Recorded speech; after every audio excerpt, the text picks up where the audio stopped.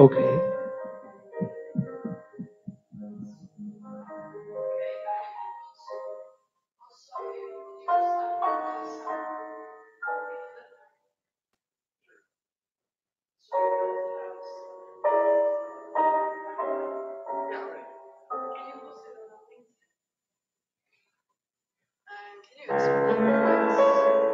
Why it's so different?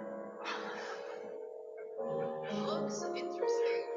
So that we have one microphone and both Can talk to the live streamers. Hello.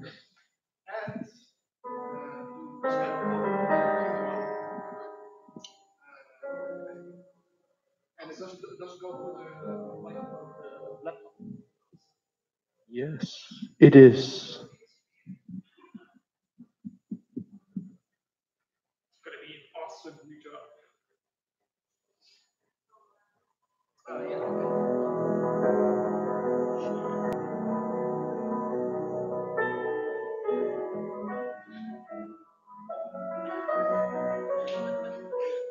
Everybody's gonna see my face.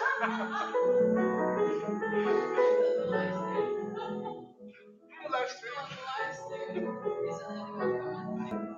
I don't think we're that popular yet, but whenever you will see my face. But for the future, we have to learn now, and we are not that popular. Yes. So we become popular very soon.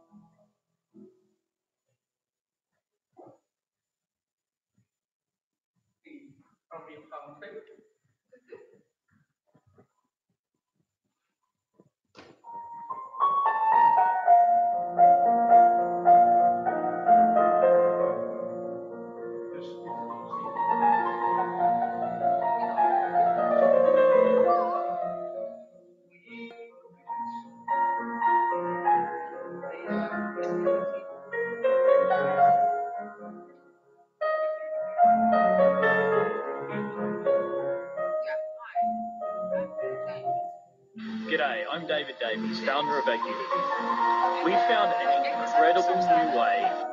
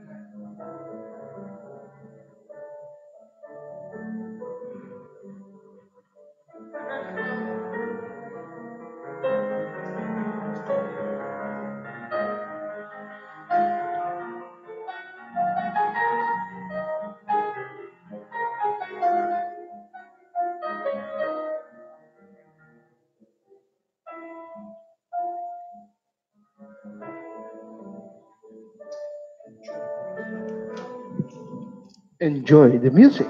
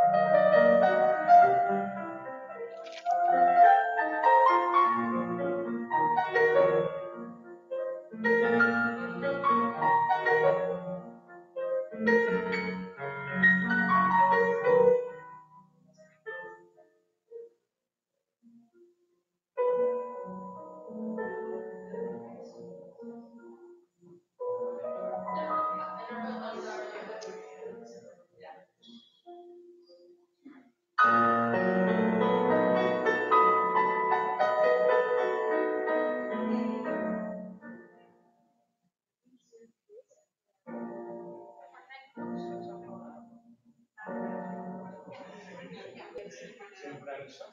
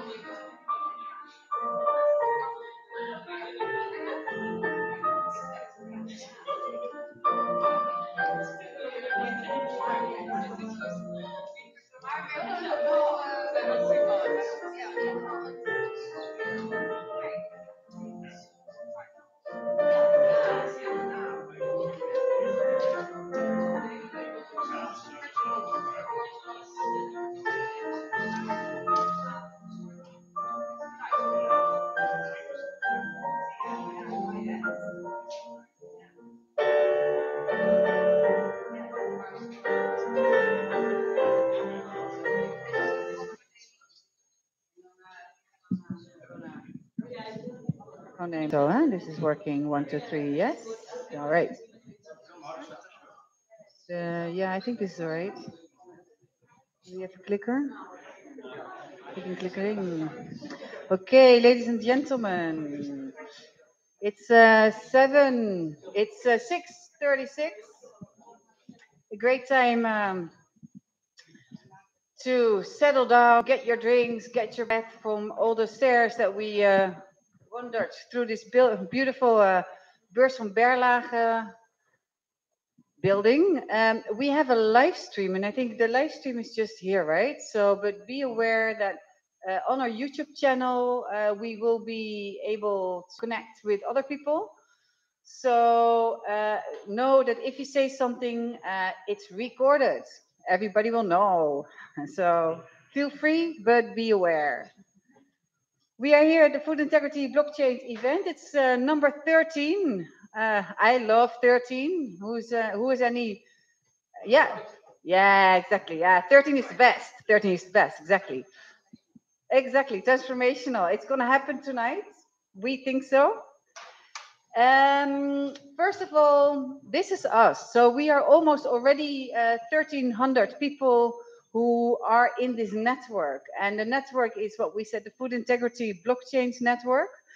And what we do, what binds us as a network, it's really only to understand blockchain as a technology that can improve our food systems. And I even assume some people are here to just learn what blockchain can do to improve economic systems or social systems or systems in general. And then see food as the use case to look at. Is there anybody, just to have a small poll, who's here for the first time? Yeah, that's about half. I would reckon that, exactly. This is all through the 13 cases, we have half new and half from before. And it's always different people from before. That's how it goes. And I think that's the dynamic of the network itself. Everybody has tags and the color means something. So it means the type of organization. So in after half an hour, we will have another break. Do go and talk to people you don't know and do sort of use the fact that you're all here for a similar subject. Yeah? Is there, just to have a quick poll, who's here for, if you have the spectrum of food and technology, who's here for food only, for really the food topic? Who really wants to understand food? There's one, okay. Who's on the other end of the spectrum? Who really wants to just really understand the technology? Okay, 3, 4, okay. And the rest is somewhere in the middle? Yeah, for everything. Exactly. 2 for 1. Makes sense. Right. You can follow us on Twitter. It's Food Chains. We have a YouTube, and here goes the beautiful logarithms of YouTube. We are below 100 subscribers, and then you can't find the YouTube channel. So if you want to find it, you have to Google the fork panel smart contracts, and then you will get the YouTube channel. And that's where we will post all content that we make on this topic. freely available. So please do subscribe, and please ask your neighbor and your children and your grandfather to subscribe, because then it becomes more easily to find for people, right? And we have a LinkedIn as well. We start off, as always, with a bit of a quiz. This is to test you, but it's also to win. We have a beautiful book. It's called Blockchain, a blueprint for a new economy. So there is something at stake. And blockchain is, of course, about stakes. Then we have our own case team where we look at AgUnity. This is our continuous part of every program or every meetup as we've had it. This is really to understand and go deeper than just another case and just a new subject. It's our own case, and we really wanna involve people to go into this rabbit hole jointly. Then we have a half-hour break, and then it's all about legal. So we have a law firm, or actually the law firm in the Netherlands, on the blockchain thematic, presenting their view on what blockchain and legal issues imply, particularly in the context of food systems. And then we have Moyee or Fairchain, which is part of Moyee or aligned to Moyee, to explain their business model and to explain what they do with a new or to be launched or launched as we speak token. In the panel, we then going to discuss about that use case. We're going to discuss what are the boundaries of having a token, of tokenizing your, in this case, coffee supply chain. So that's us. That's what you'll get. But before that, it's quiz time. And to activate everybody, but also to sort of practice the blockchain consensus mechanism, everybody has to rise up. So we're going to all stand. But because we want to build consensus, so we have a transparent system. We're all equal and we're all up. We have 8 questions, and if you have a wrong answer, you have to sit down. So do use the consensus, and look at your neighbor and see if they do things correctly. Use the transparency that you can enforce. And the first one is an easy one. Everybody should really get this right by now. Really, really, really. Okay. What share of food is wasted worldwide? What share of food is wasted worldwide? Shout out. Who said 1/3? Who said 1/3? 60. Down. 40. Close. 30. 30 is close enough. Yeah, but you should. This is common knowledge. So from now onwards, 1/3. What share of global people is farmer? How many farmers do we have in our global working society? 70 global. 70. No. I read it from FAO report last week. Globally. Oh, oh, let us go. If there's somebody from FAO watching, get here. Okay, we have a different fact. It's less. It's globally, yeah, from all people globally. Yeah, another one. 50%. That's closer. 40 was, yeah. Yeah, we will get to the sources. This is a nice one. Okay, hamburgers. Who've eaten a hamburger in the past month? Okay. We have a few hands only. Okay, that's probably good. How many cows maximum can be in one hamburger? Yeah, how many different cows can there be in one hamburger? So if you're there in McDonald's, you bite this very juicy thing. How many cows can you have in your mouth at once? Okay, this is great stuff. I mean, who doesn't want to have this? 5. Oh, this is a definite sit. Oh, this is no up. 72 up. Up. It's not just cows, what's in it. No, but the okay, up, more than 70.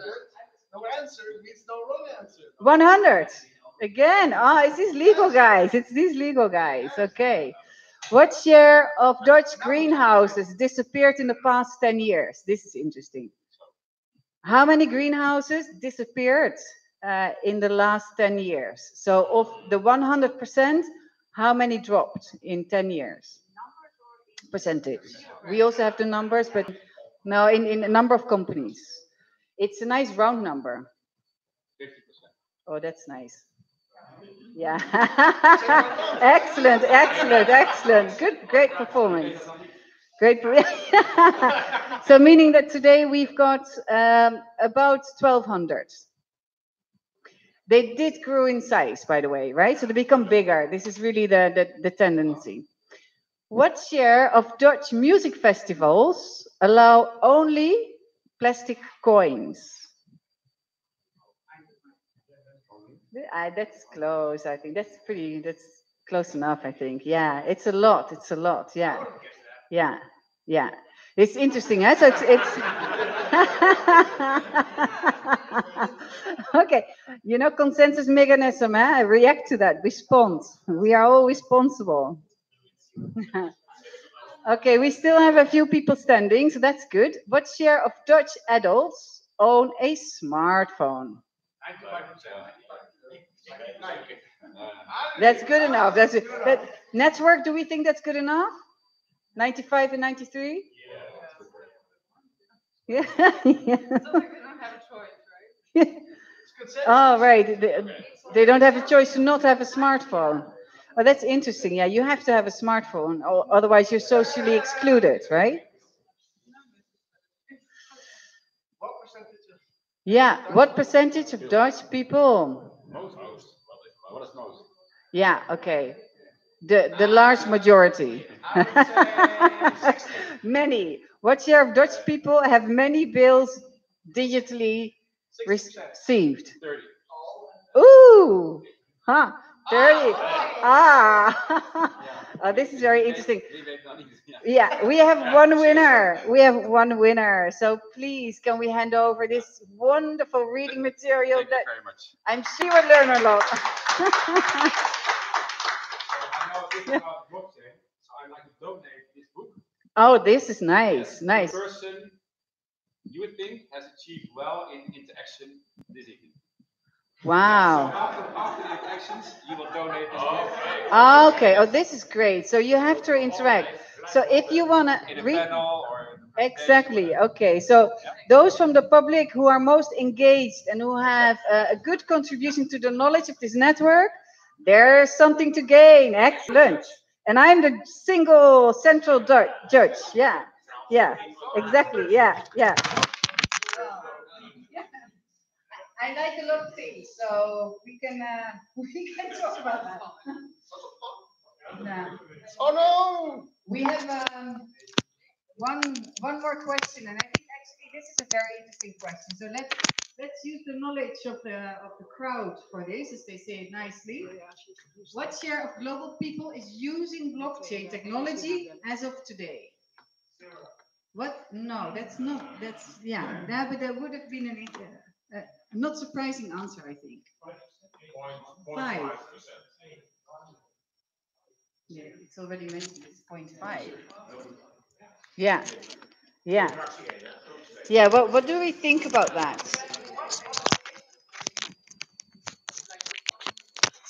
Yeah. Also, exactly. Yeah. Yeah. Cryptocurrencies count for this, of course, and I think that's probably the large majority. And then again, there's quite a lot of there's quite a lot of other things, but this is really very cryptocurrency related. Yeah, just shout out. Yeah, using. Yeah, and of course, there's a lot of. I mean, if you just buy them to invest and you have it sit in your wallet, is that using? I don't know. No, I mean, I'm very specific. I mean transactions. Yeah. So not doesn't have to do with investing or owning. Right. I mean, yeah. Even without knowing it. Yeah. So that's my estimate. You try to get a book. Yeah, he said exactly. Yeah. No, it's not about that. It's not. It's not. No. Right. Okay. Okay. Well, this was faster Then we thought you were down too quickly. All right. Is there any who has a generic fact of blockchain of the last week? I heard some, or a food fact can be too. Hans, you had one this morning. A food fact on fisheries, right? Yeah, it was. Maybe you should share the mic. Yes. Yeah. Let's. I'm not sure. I can't go that far though. I was back to pretty loud there. Yeah. Or I can repeat. Yeah. Yeah, I heard that almost you catch more fish than you thought. There's a lot of extra fish that you pick up in fish for caught, and you throw the rest away. That's more or less it survives the luck fishes, but it seems that we fish more 30% more than we thought. Yeah. So we actually, there's a bycatch, you call that, and that is 30%. So we have all sort of limits. We have quota, and they actually fish 30% more than the agreed European quota.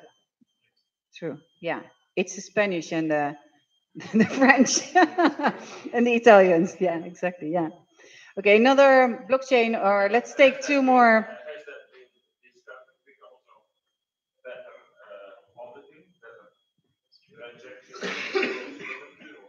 Yeah, we measure this very intensely. Fisheries is one of the most measured sectors in the world. Yeah, yeah.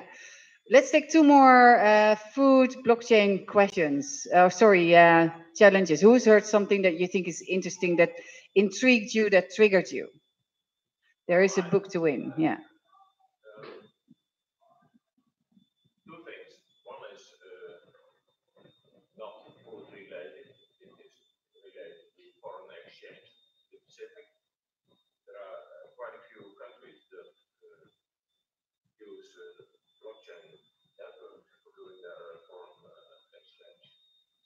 One Right. is transfer, and that's not new to me. And another thing is that yes, France will have still about IBM food trust system.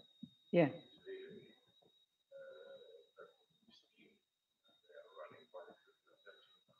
Yes.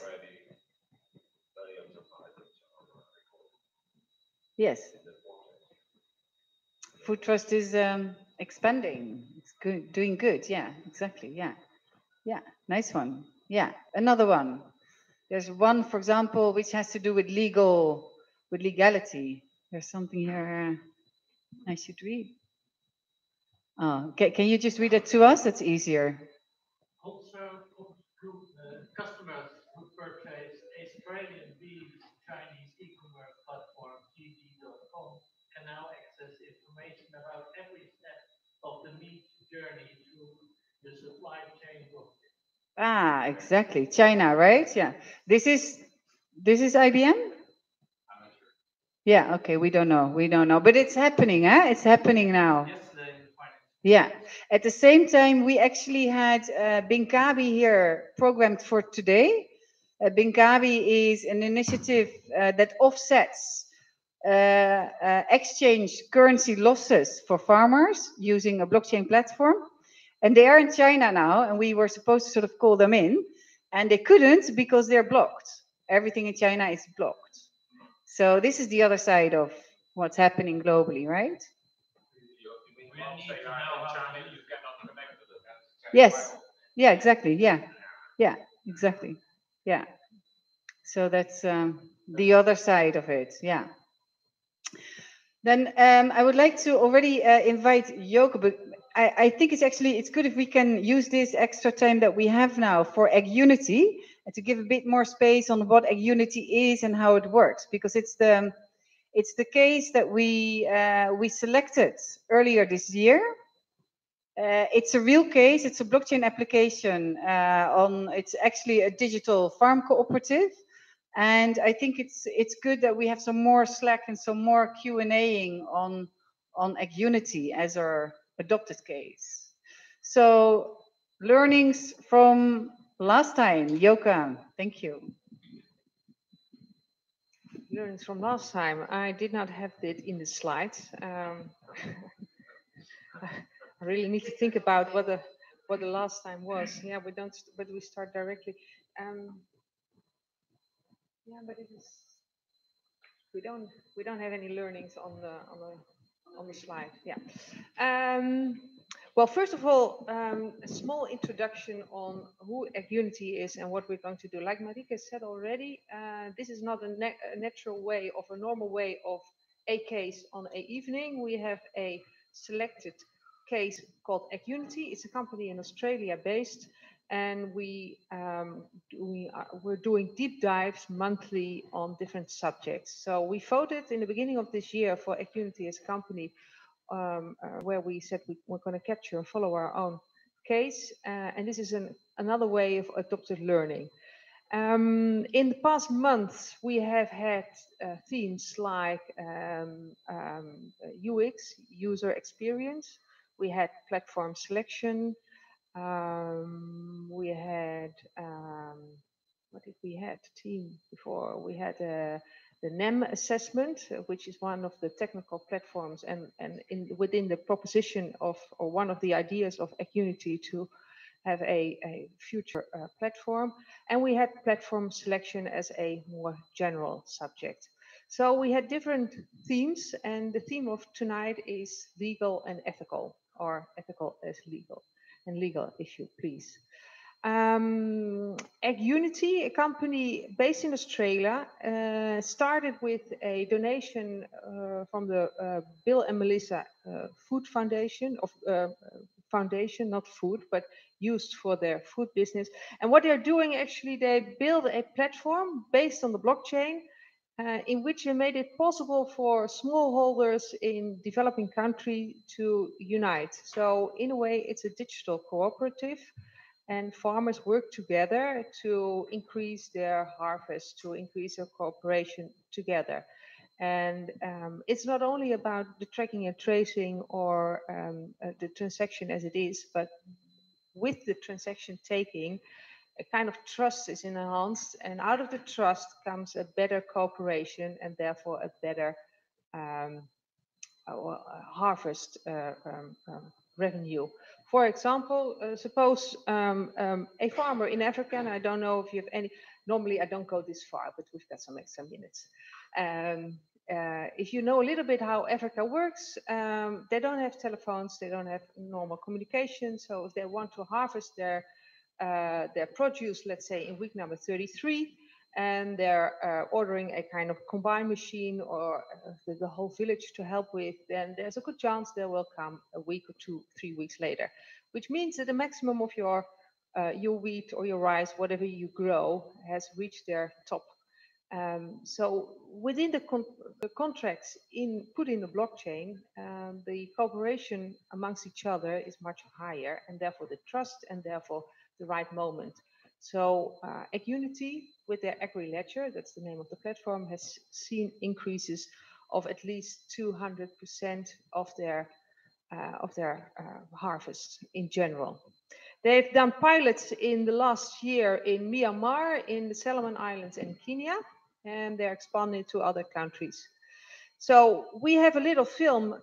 Christian, can you please show me the film of AgUnity? It explains more or less what I just described.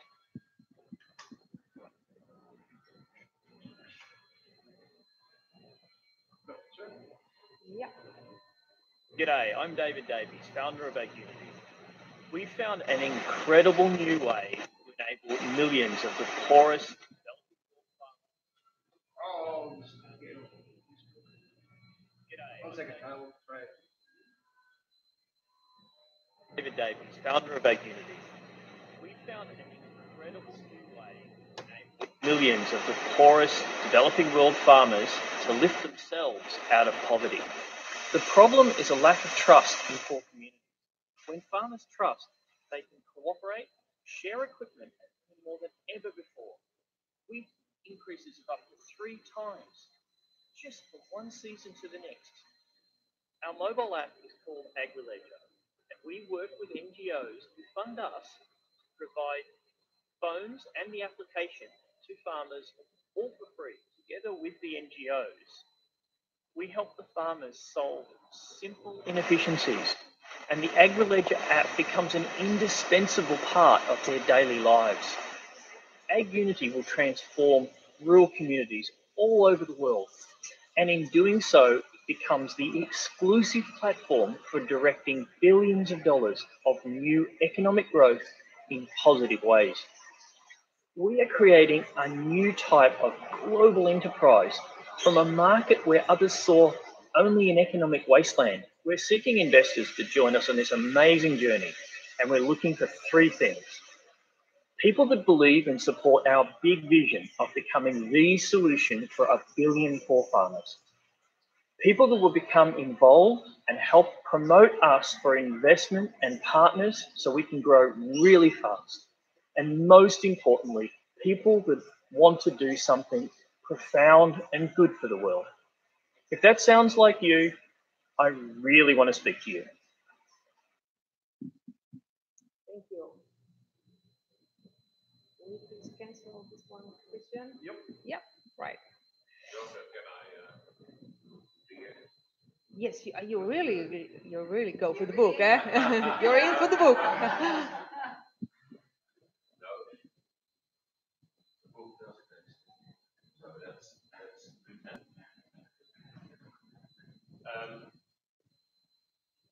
Is it only about a ledger?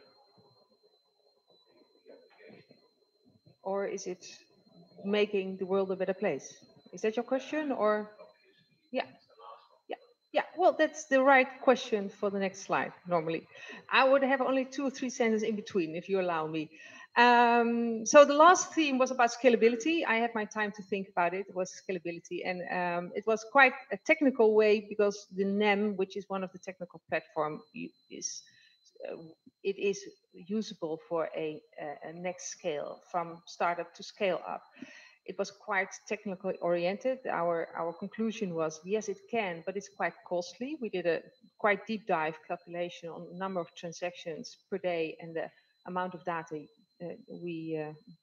AgUnity has to use.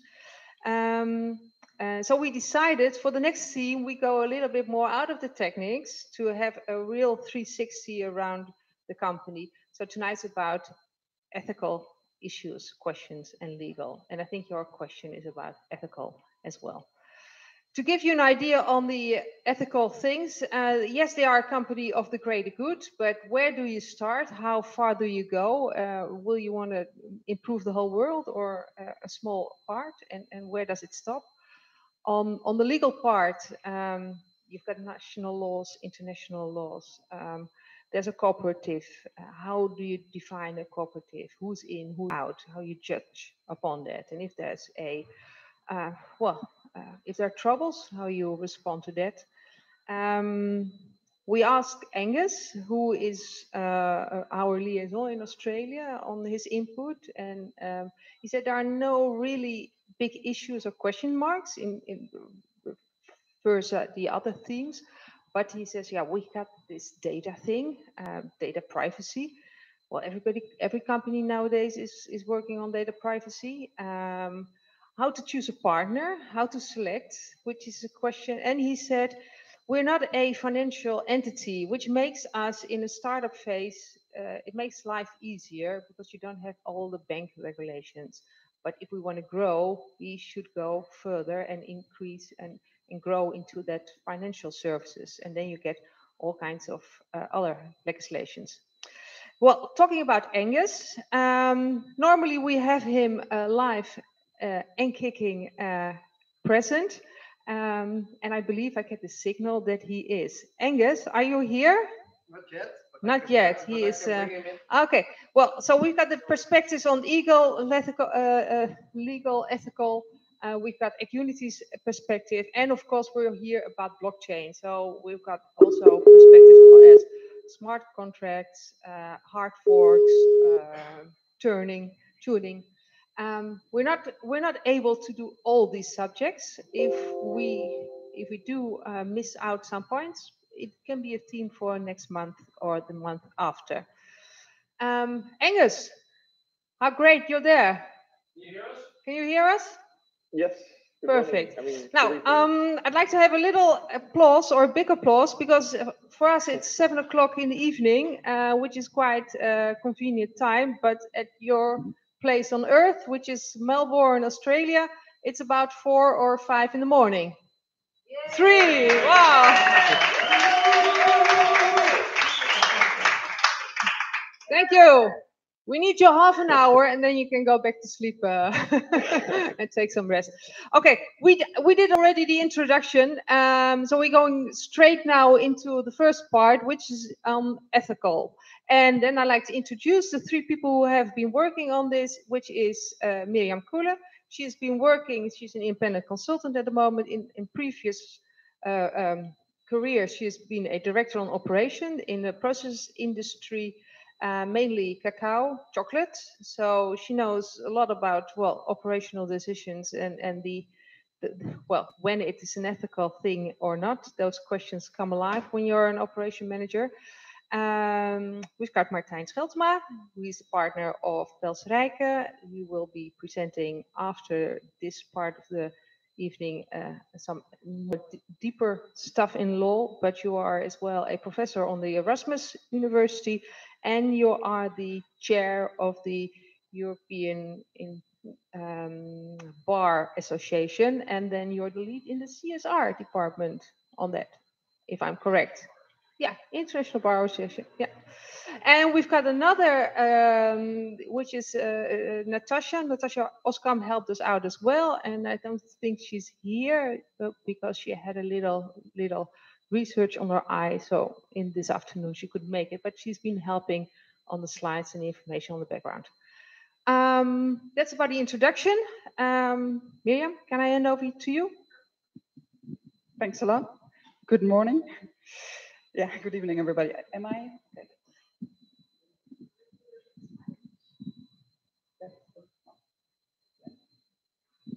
So yeah, we were looking at ethical points of this blockchain technology that you're introducing.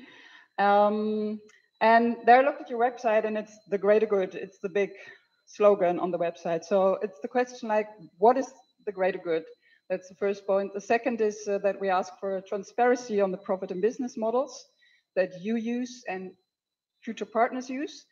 And then for that, we also ask for risk analysis, not only on the technical part, because the blockchain itself has analysis on the possible risk, on the safety and the technical part, but also extend that to the social economic factors and the impact for ethical reasons.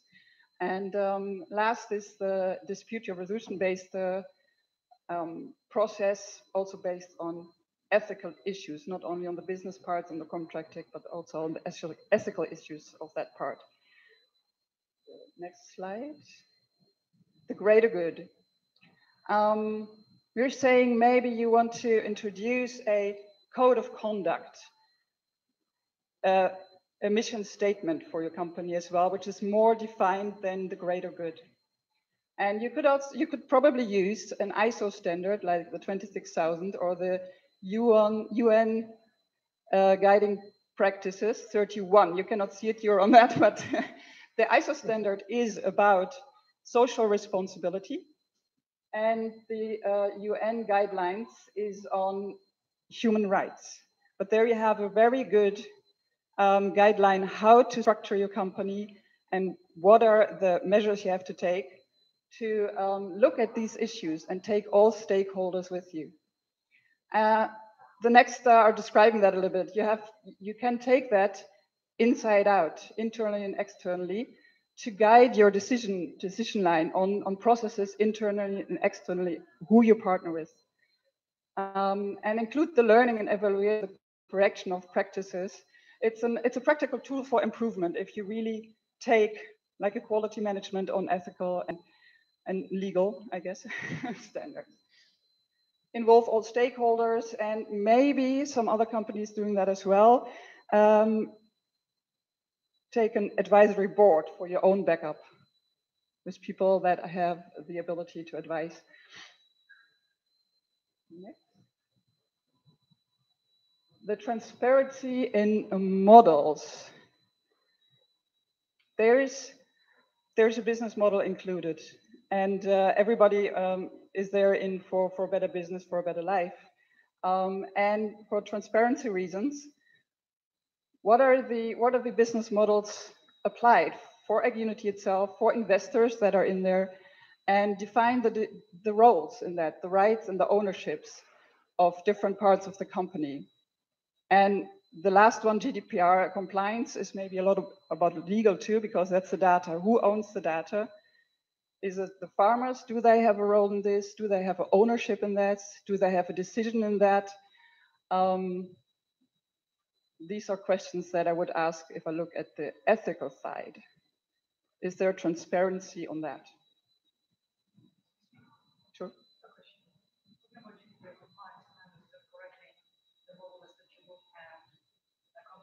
Australian-based sourcing or taking produce from Africa.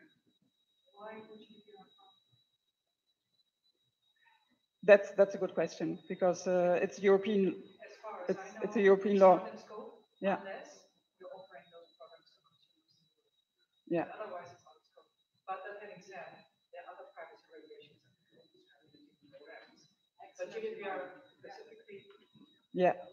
That's probably part of the legal. We said that law is sort of a cross with the legal application. Yeah. Just get a remark on the live stream.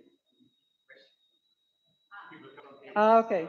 The question was about the about the new data law, because it's an Australian-based company and they're doing business in Africa and other parts of the world, and this law is applicable in Europe, so maybe it's not applicable for their application, but there are Australian laws and other laws and yeah, about privacy. Yes.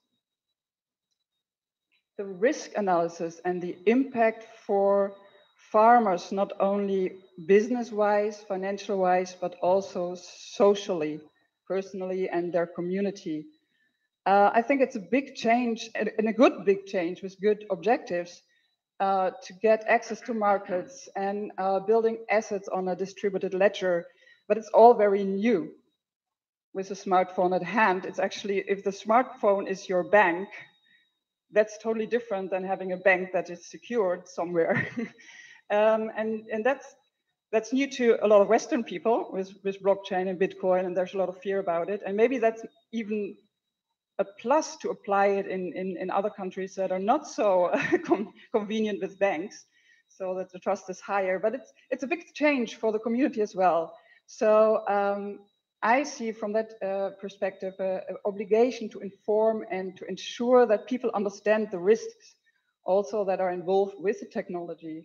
What happens when you lose your mobile phone? What is the wallet? And who can access that how? What's your private key? It's the same education as here, but really you have the obligation to ensure and understand, you have to make sure that people understand the risks involved. And also to provide and assist in risk management. These are also the statements that are in the human human rights assessment that the United Nations gives, that companies do have the obligation to make sure people understand their rights and their risks. Then there was a great proposition from Natasha. She knows gaming companies that actually use games to facilitate the learning on how an application works and how actual situation works. And they also log the learning, and they give feedback on the learning. So if you have a structure that people, like farmers that use the ledger, can also decide in the policy of roles, then you could use such a game learning facility to also implement levels of decision.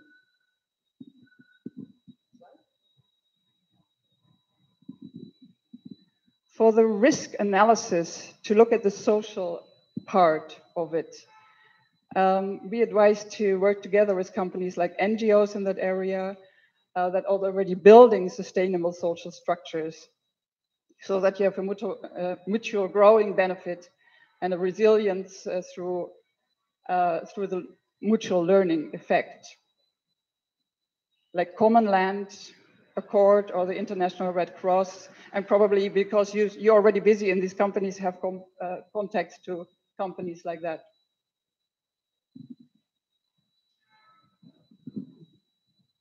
And with all code of contacts or other management systems, you have to have a dispute resolution system for non-compliance with the code of conduct, and also for legal requirements, to really make it an ongoing learning experience for a sustainable growing company. I hope that will happen with AgUnity.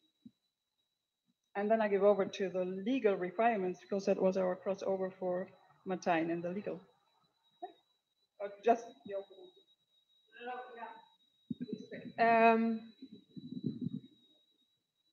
why the legal and the ethical combined? You could say they're two different subjects, but they're very much in line with each other. Everything which is an ethical issue or question is at a certain point will be put in legislation or law, and the other way around. When there is a law, then there's always the ethical interpretation of it. That's why we combine them, and then it's, Martijn, up to you to take the next part of. Thank you. Yeah, thanks. And Angus, well, maybe as a lawyer coming from a law firm, I have to be a little bit careful today, because if you would hire me as a lawyer and then I would give you advice in 10 minutes in such a very complex legal matter, you probably could sue me for malpractice. So what I will do today is I'll try to give a very brief overview and try to identify some of the legal challenges you might be confronted with. But, well, I'm afraid in 10 minutes we cannot kind of have a thorough analysis of what's happening, but at least try to address several issues here. Of course, AgUnity will be an international platform, which, well, kind of poses several challenges in terms of scalability and inclusion, in terms of existing laws and how they apply or influence the blockchain or the AgUnity system. And another very important thing here is that it has a kind of decentralized governance, which also poses legal issues. Well, of course, very important thing, if you design such a system, well, you have to be compliant with national and international laws. I will go into that a little bit deeper in the next slide, but that's of course before the starting point.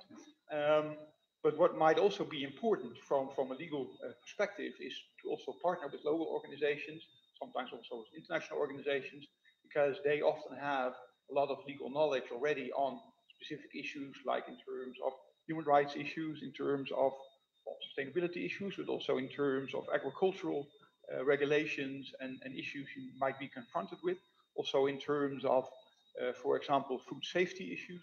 So that might also help in terms of learning more about legal requirements. In terms of inclusion, which I think is also a very challenging point here, also from a legal perspective, in terms of, for example, who can be member or participant in the system. And what we have to, code of conduct, for example, might help to identify who's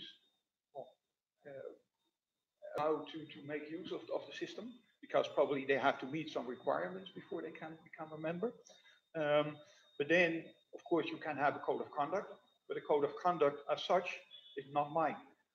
So how do we then oblige the people who are participating in the system to indeed live after the rules we have designed in the code of conduct?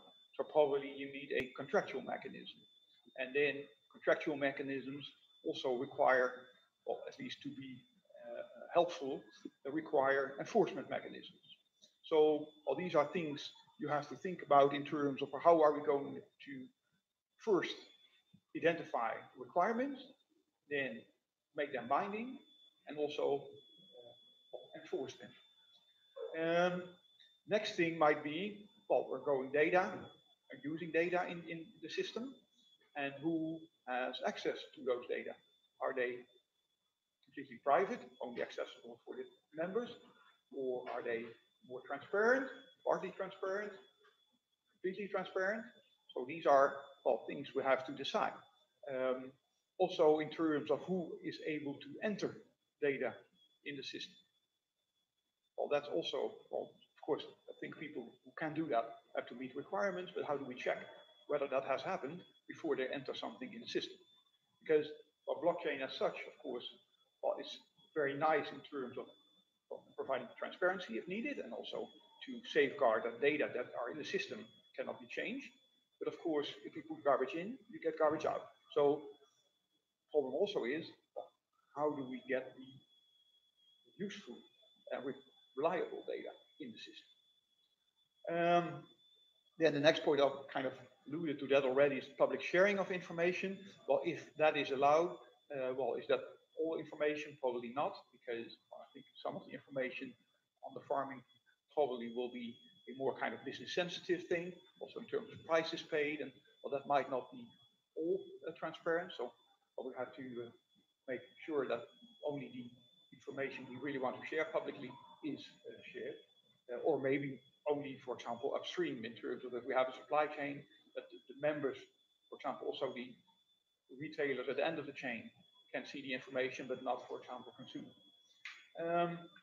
And indeed, a very important thing also is, well, if we then have requirements, probably we'll also have discussions over whether or not requirements are met. And there we need a dispute resolution system.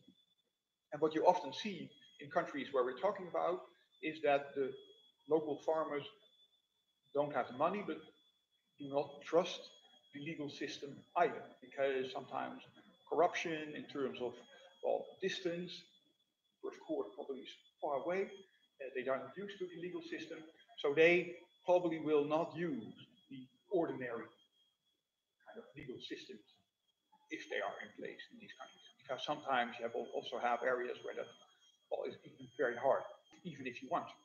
But mainly in terms of trust, credibility, in terms of what the trust mechanism, and also in terms of access to well, legal expertise, so to say. So these systems are not used by these farmers often.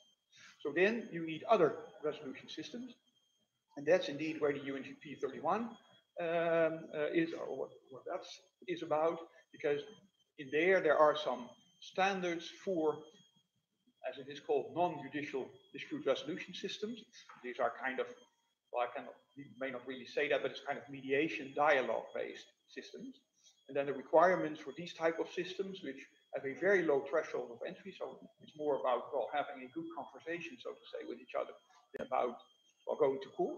So it's much cheaper, but it requires trust in the mechanism, willingness to enter into the dialogue, and for, well, if it's only a dialogue between two farmers at the local level, and you have a kind of third-party mediator, for example, well, that's a little bit easier.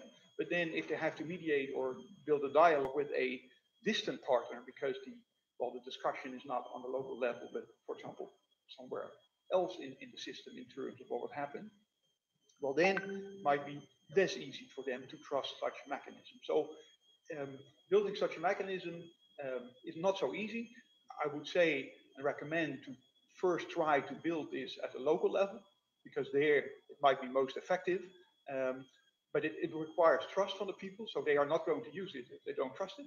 So you really have to see to it that on the local level, trust in the mechanism is built, especially by engaging a local facilitator who knows the local habits and also has experience with these kind of mechanisms.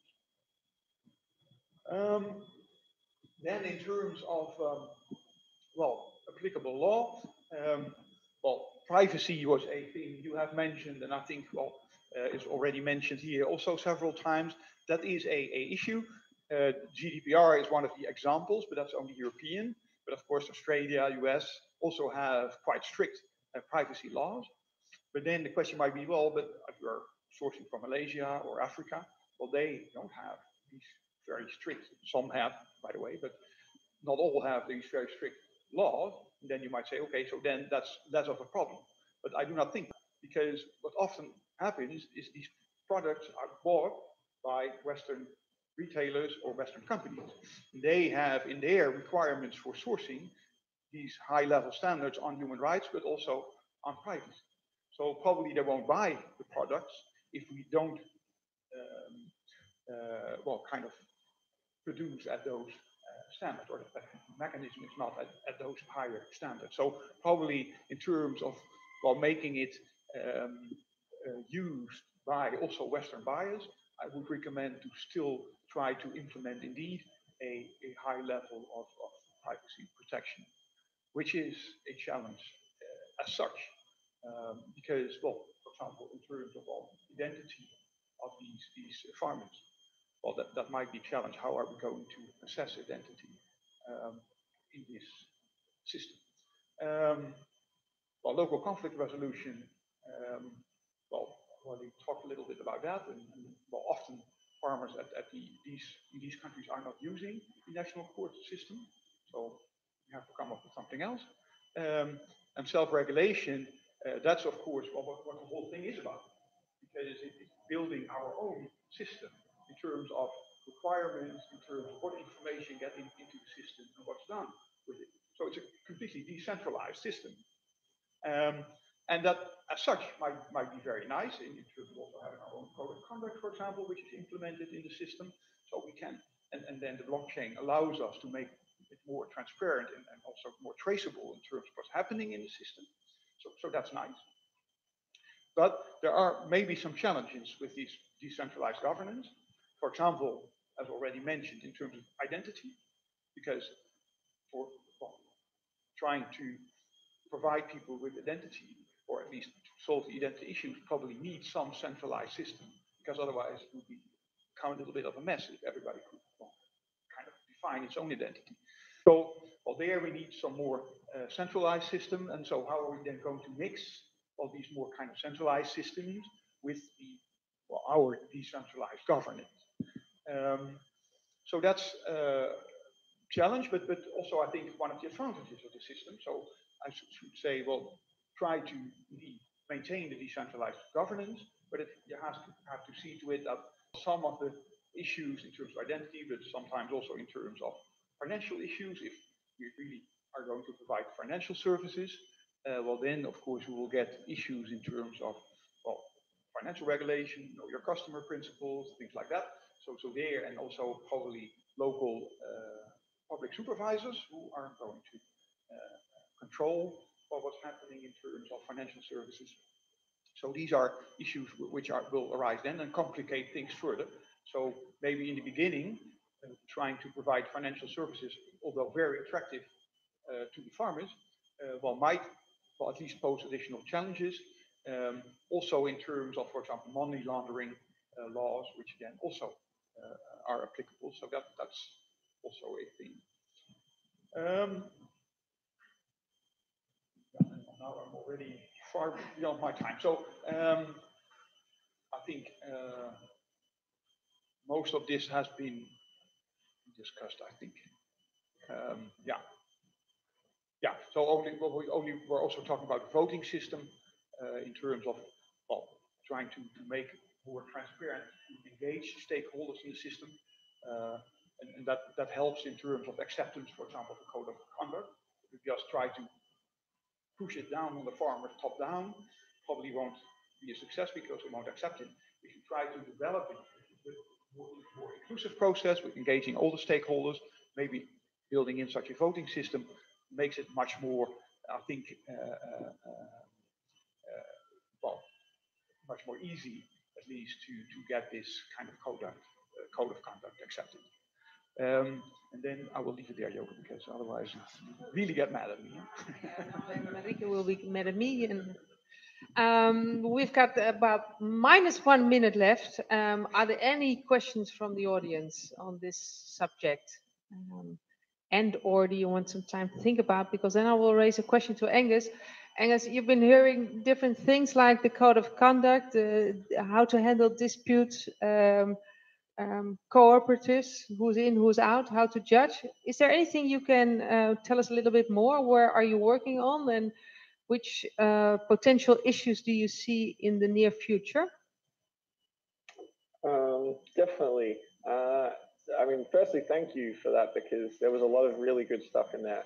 And a lot of things that we're kind of, I guess, currently grappling with. From a Angus, startup perspective. Angus, we're going, we put the Oh, you can't volume hear a me? little bit up. I hope this will work. Can you say something? One short sentence, just hello? Oh, now we can hear them at all. Oh, we lost you. The scale is the best. Okay, say something. Angus? Oh my God. Any questions in the meantime from the audience to the expert panel? No questions, that saves time. Look, we've got a question. Can you, I'm trying to find out how long our cable is. Stop. Okay. Skip your question, you sure? Okay. Angus, can you say something? Yeah. Hello? Oh, no. No. Yeah, I'm afraid it's going to, it's going to burst in a second. Okay. Yeah, okay. Hello. Hello? Okay. Ja. Microfoon bij de laptop. Okay. Hello. Angus? Hello. Sorry. Two laptops. Can you try again, please? Yeah, he can. Yeah. Can you hear us? Should be fine. Yeah. Okay. Can you hear Angus from the last row? Yeah. Okay, hit it. I guess I was just quickly saying thank you, because there's a lot of very good stuff with the legal discussions and stuff that we're grappling with as a startup in how to approach. And there's some big questions in there. I think from code of conduct, we don't actually have a formal code of conduct yet, but we have discussed it, and it's something that we know we need to build. Because a lot of the time we're having discussions, and then one thing we keep going back to is, well, how's that going to impact the farmer? The business model is a really big, I guess, part of us creating revenue and being able to scale and expand, but it's also probably going to have the biggest impact on the farmers themselves. So for those of you who aren't aware, the main business model that we've kind of come up with to date is a marketplace, so that farmers can access ethical goods and services via an online marketplace in the app. And we don't supply any of that, but we earn a royalty from the suppliers who supply solar lighting or, microloans through to the farmers. And that's been done from, I guess, an ethical point of view, but I guess, questions that we're facing are, is that going to be enough in terms of revenue? And a really big one is data. Is there a way to use data in which the farmers benefit? I guess in which third parties benefit. So say if it's an NGO who wants to do surveying, so they can provide better access of services to farmers. But as has been mentioned, data is a really big deal these days, and data privacy is a really big issue, but challenge for companies. And we did actually talk about, I think we mentioned GDPR, the new laws in Europe. This is something that we've talked about because it does impact us.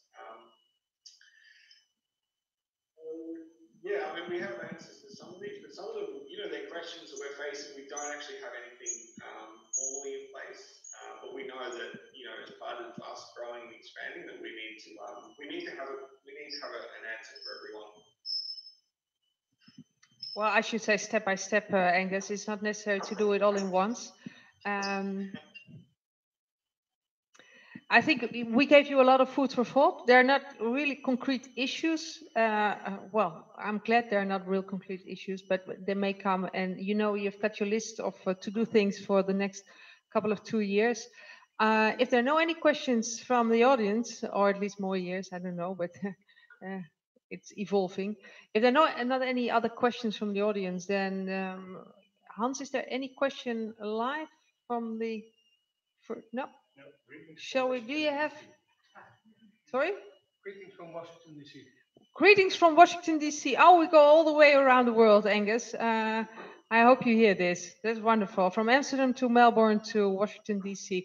And back to Amsterdam, Marieke, back to you and for the next part of this evening. Yeah, Angus, thank you so much. Take a good rest back into bed. I don't know if there's anything from you directly to Angus now he's here. Now we have the one-to-one communication. Is there anything extra you want to say after his reaction? No? He wants to say something. Yeah. Oh, right? I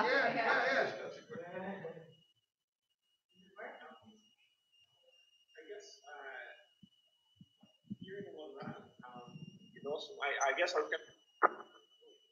going to throw it out to the audience. We're working in Indonesia at the moment, and we will be looking before we kind of, I guess, started looking at the data privacy there. But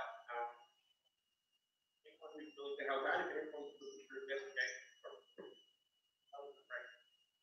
We can't hear you. You have to repeat this. I'll repeat it. I'll try to repeat what you can correct me if I'm wrong. So anybody that can help AgUnity with this GDPR regulations, right? Did I get that right? Yeah, or data science who can investigate about that. You're more than welcome to come and join him. Did I say that correctly? Yeah. GDPR data science. Any volunteers? Go ahead. Contact with me, and one of the next themes will be either on these subjects or any others. Anything left, Angus? No, I think one final observation I made.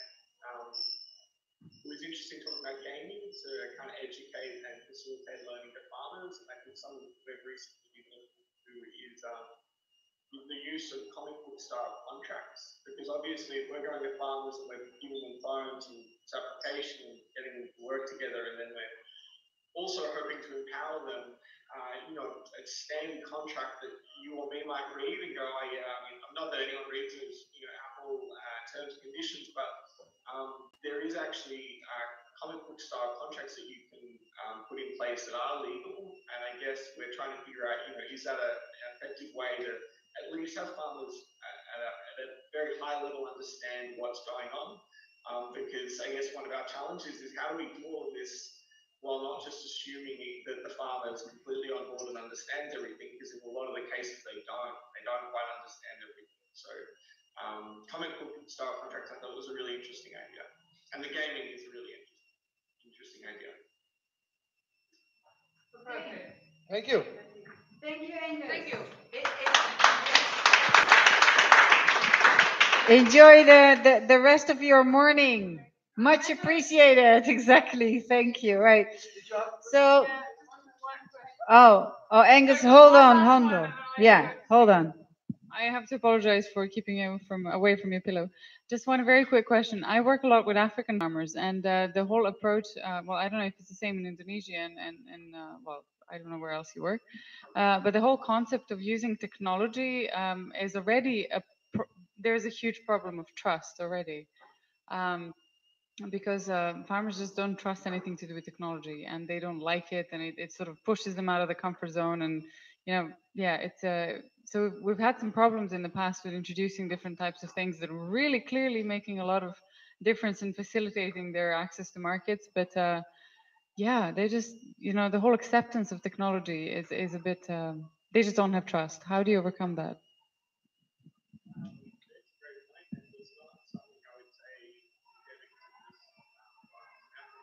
Yeah, we can't hear you. Well, yeah, they can hear you, but you have to speak up because you're coming through a laptop speaker now.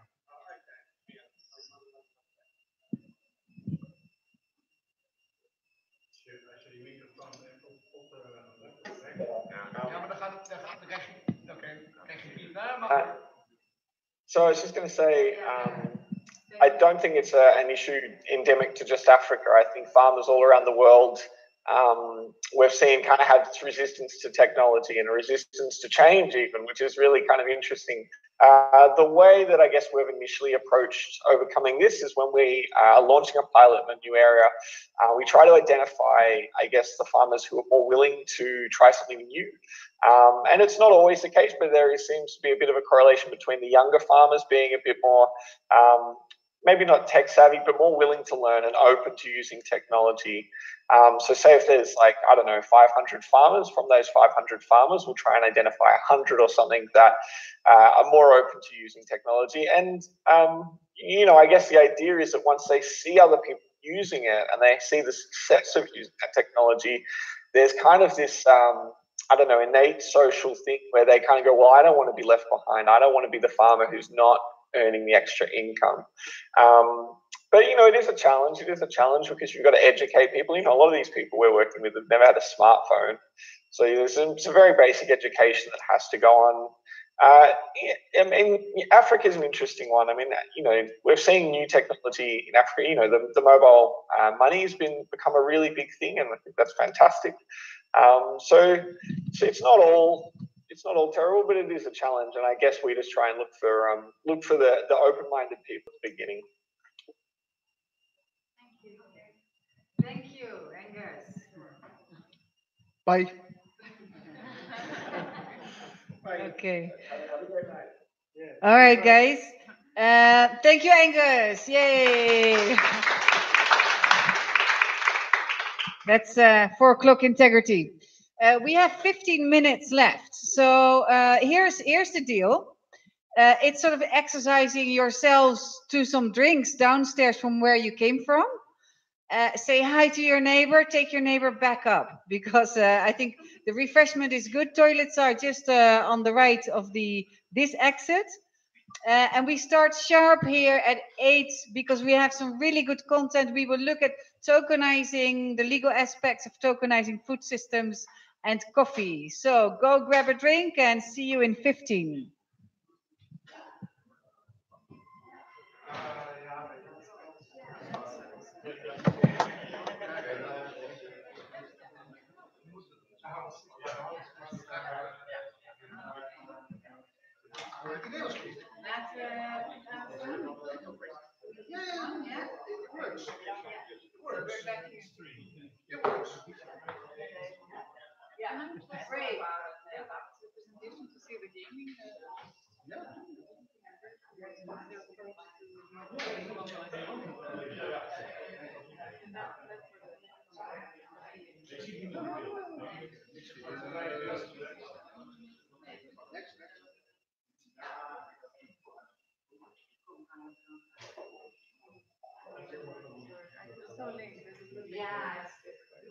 All right, yeah. Well, in the presentation, if not, I saw it going by as he was presenting, but I'm not sure. That's weird.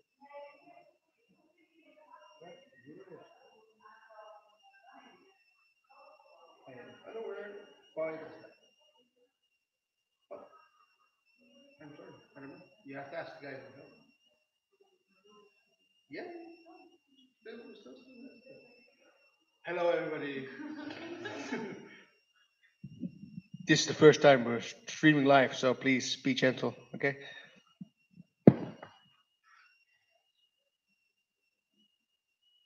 That's okay. They can't hear everything.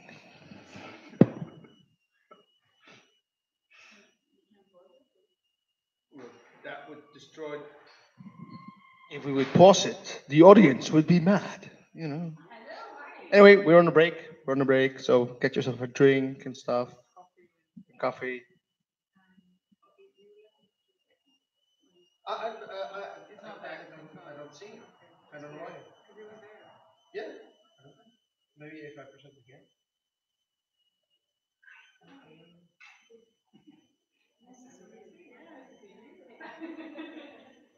Alright, I'll go for the drink thing and I'll catch it. Yeah, I'll try if I can find it.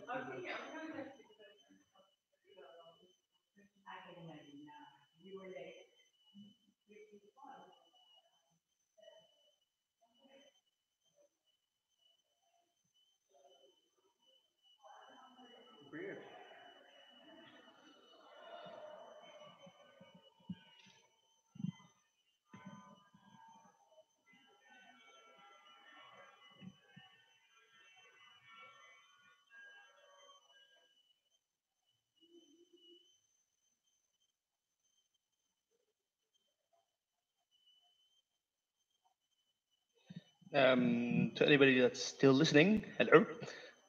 Do we still hear an annoying beep in the sound? Or is it okay?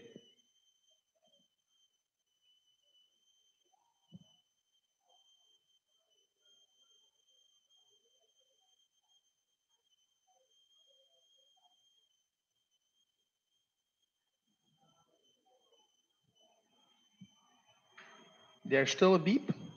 Okay. Let me try and fix that.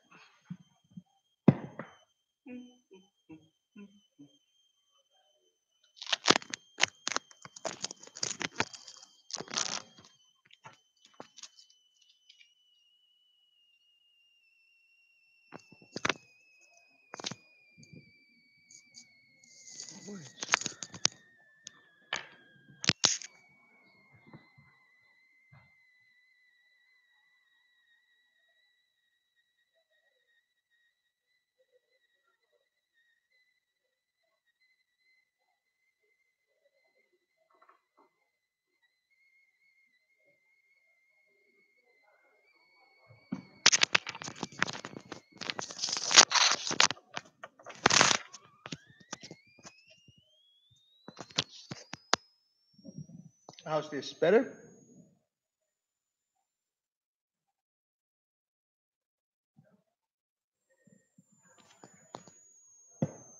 Yes? Genius.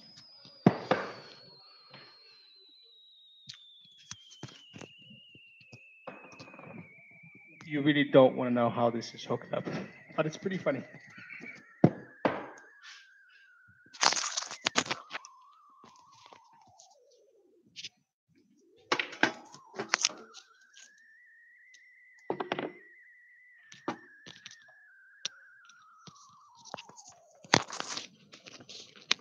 Wait, I still hear it. How can you not hear the beep and I hear it?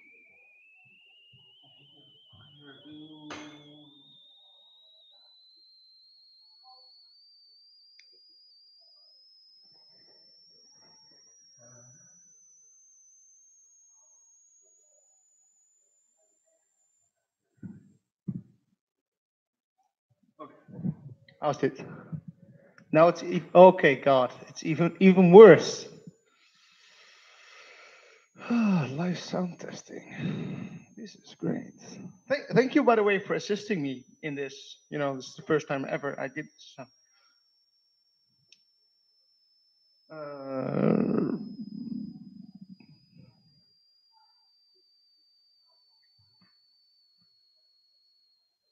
How's this?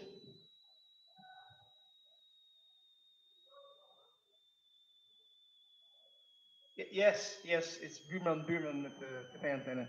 You're literally listening through a what you call it? An iPhone mini microphone for the headset.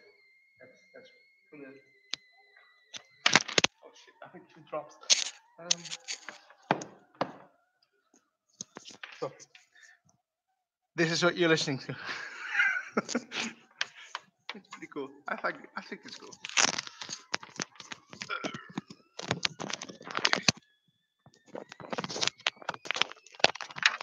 So yeah, I definitely hope to get some better sound equipment next time. But okay. Yeah, MacGyver. I am MacGyvering it, literally with fucking tape.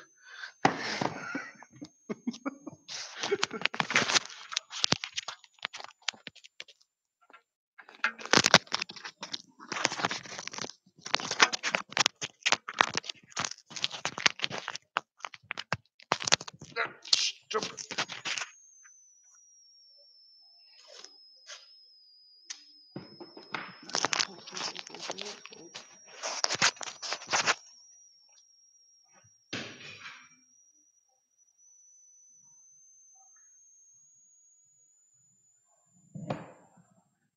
All right.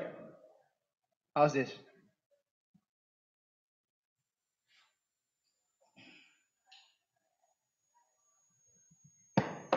Yeah. Woo. Okay. Yeah. let's not cheer too fast. Let's hope it does. Maybe it comes back, because power is weird.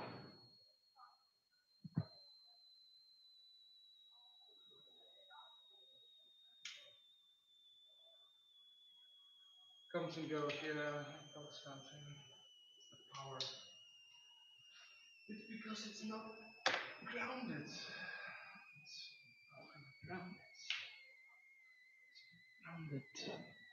And this entire building is not grounded. Okay, maybe I can tune down the high pass. Okay. Do, re, mi, fa, so. Hello. Tap on the earpiece. Okay. Yeah.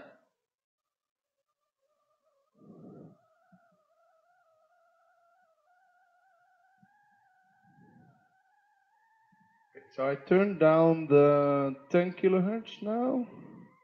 Let's turn it down completely. Hello. Can you still hear me?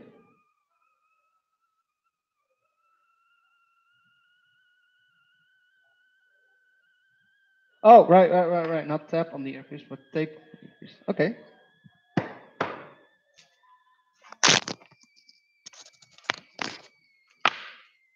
Let's see if this works.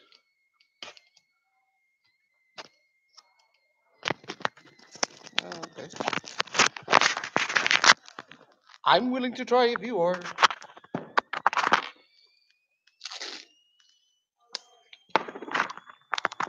Okay.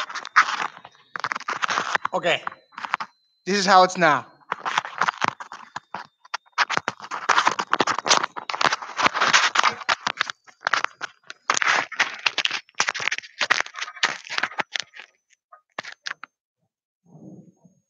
Testing. 1, 2, 3. Yeah, you told me that. Okay. How's this?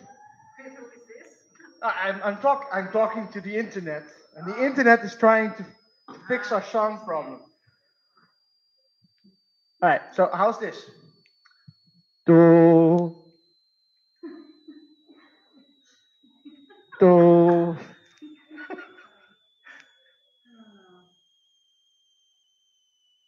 Better, not better.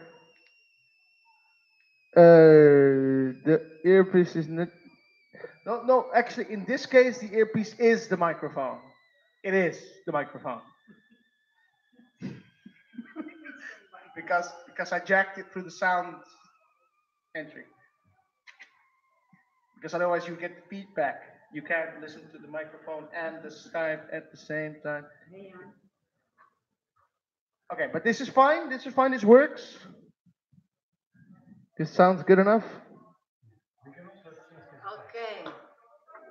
But then it doesn't. Yeah, but then it doesn't work anymore. Je moet even luisteren. Je moet niet de microfoon aftappen, maar je moet je moet nog één keer zeggen. Ja? Oh, wacht, hier komt ie. Hi. Speaking live.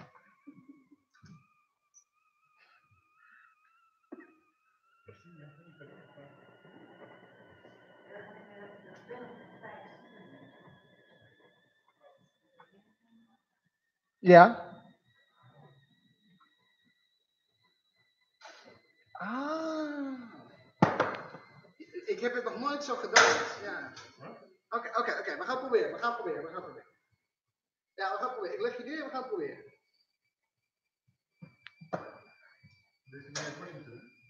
Nee.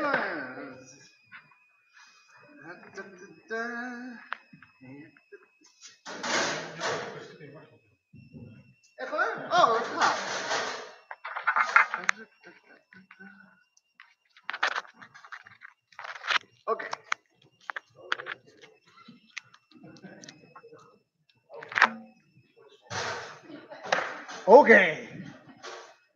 Oké.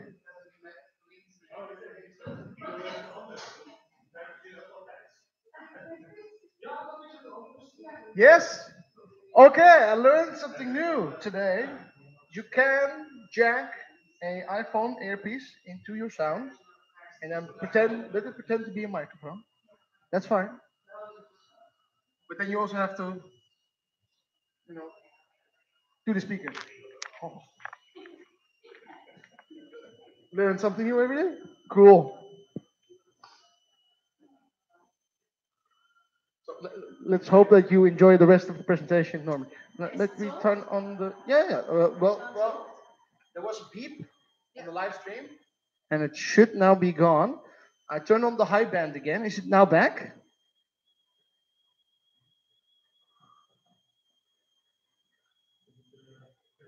Yes. Thank you that my problems are somehow your entertainment.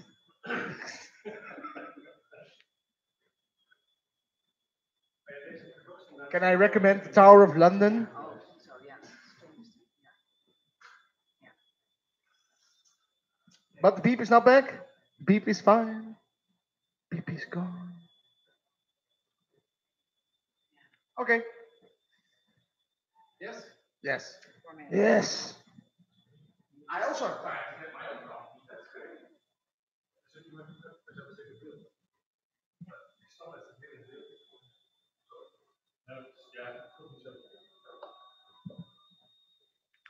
Okay. Well, I'm working with equipment that's my equipment is literally worth 250, so Yeah,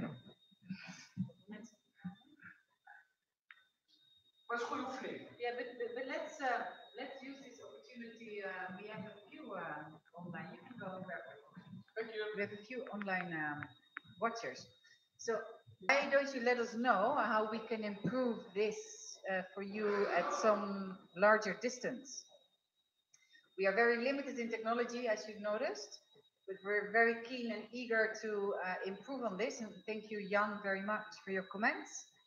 But do either leave a note here or either get in touch with us by email on hi@thefork.online. We want to make this useful for you. And we had beautiful live streams previously, but they're actually too expensive. So we have this now, and I'm sure we make this work. But we are very appreciative of you tuning in. Thank you for that.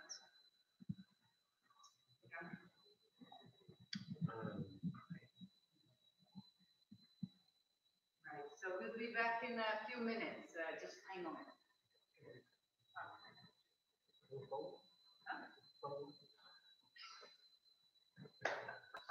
Hi, good afternoon. Hi.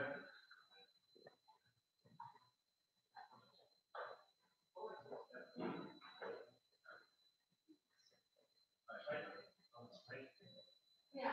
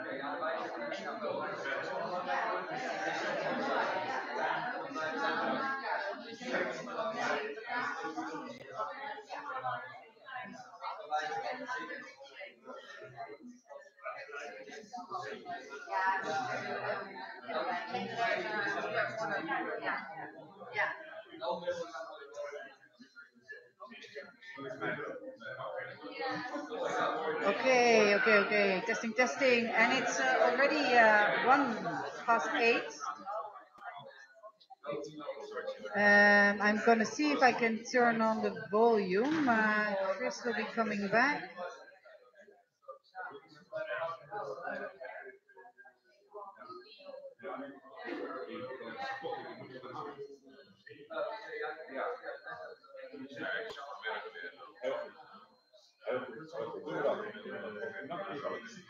Okay, I will ask everybody to come and sit as much in front as you can, so we make it more interactive, so somebody can go home with the great prize.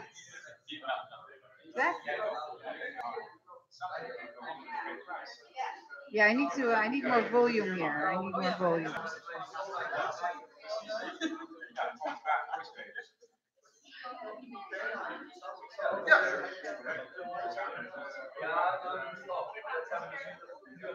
Yeah, that's the volume. Thank you. I'm going to ask everybody to please move in more up front, because it's getting later, it's getting more cozy, and it's getting more interactive. So we have to sort of get your views and interactions right here, please. So it's 8:02.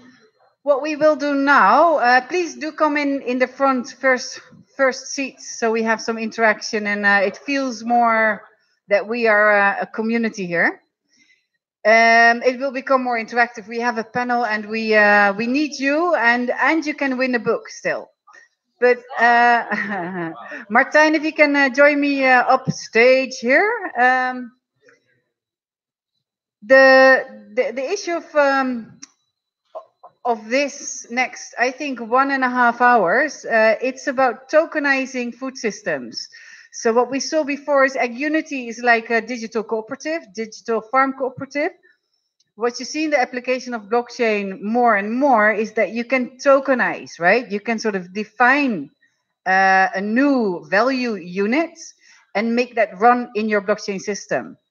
Now, I think it's gonna, I heard somebody saying today that in 10-year time, we will have a large part of our economy tokenized. And that large part was more than 50%. Now, let's see, let's be here together in 10 years time and see if that's true. But I do definitely agree that tokenizing and digitizing value systems is here to stay. It's legally very complex. I've spoken to many people, and very few sort of said like, well, this is how your decision tree looks like, and this is your step 1, 2, 3, 4 into your technological roadmap. So we are very happy to have you here, Martijn. It's what we said, the law firm in the Netherlands that is thinking and doing and acting on the thematics of blockchain and legal boundaries, legal borders, maybe sort of ways to go around. Meanwhile, the legal system, or the legal, well, how do you call that? Weefsel, the legal system, tissue, that's the word I was looking for, isn't set in stone yet. So Martijn is going to hopefully give us a bit of a guidance on how we should look at legal blockchain food systems. Then we're going to have fair chain, Moyee, to show what they've done in order to stay within the legal boundaries in terms of tokenizing coffee. And then we have a panel, and we have a very high level panel up on stage here, and we have a very high panel up on the chairs on this side. So we're going to sort of see how we get this interaction going. But Martijn, enlighten us in this very dark age. Well, thank you. And now I have a real challenge to kind of try to satisfy all your announcements. No, but maybe it's good to tell a little bit about my law firm and our approach in this area. And then I will dive into the legal issues. What we do as a law firm, of course, law firms advise a lot of clients on legal issues, but our idea, especially in this area, is that just having a kind of more reactive approach, as well, law firms usually do, have new legislation, well, then you kind of dive into new legislation, then advise the client on the legislation, for example, or new cases, for example, or litigate for them. But that's not an approach that will work in this new technology area in terms of blockchain, but also, for example, artificial intelligence, where I think the legal developments are, well, kind of unclear yet, as you already said. And so there you need to develop another approach. What we have done is try to be a little bit ahead of the curve, so to say, and try to come up with our own thinking, and also in international collaboration. For example, in blockchain, we have worked together with UN and the World Bank to develop a kind of legal approach to blockchain, and trying to come up with some innovative thinking in terms of what can be done. We're now trying to do the same thing with AI. And well, that in our minds helps to well, at least get a better grip on what's happening, what's needed, and where legal challenges are. But maybe before I start really talking about legal aspect, who of you is not a lawyer and thinks that lawyer, yeah, but then the question comes, and thinks that lawyers are kind of pain in the ass, so to say, if we're talking about innovation. And be honest. Be honest. Right. Yeah. Very good. Yeah. IBM. Yeah. Right. Very good. Very good. Yeah. Yeah. 50%. Yeah. We're Very talking good. regulation as well, right?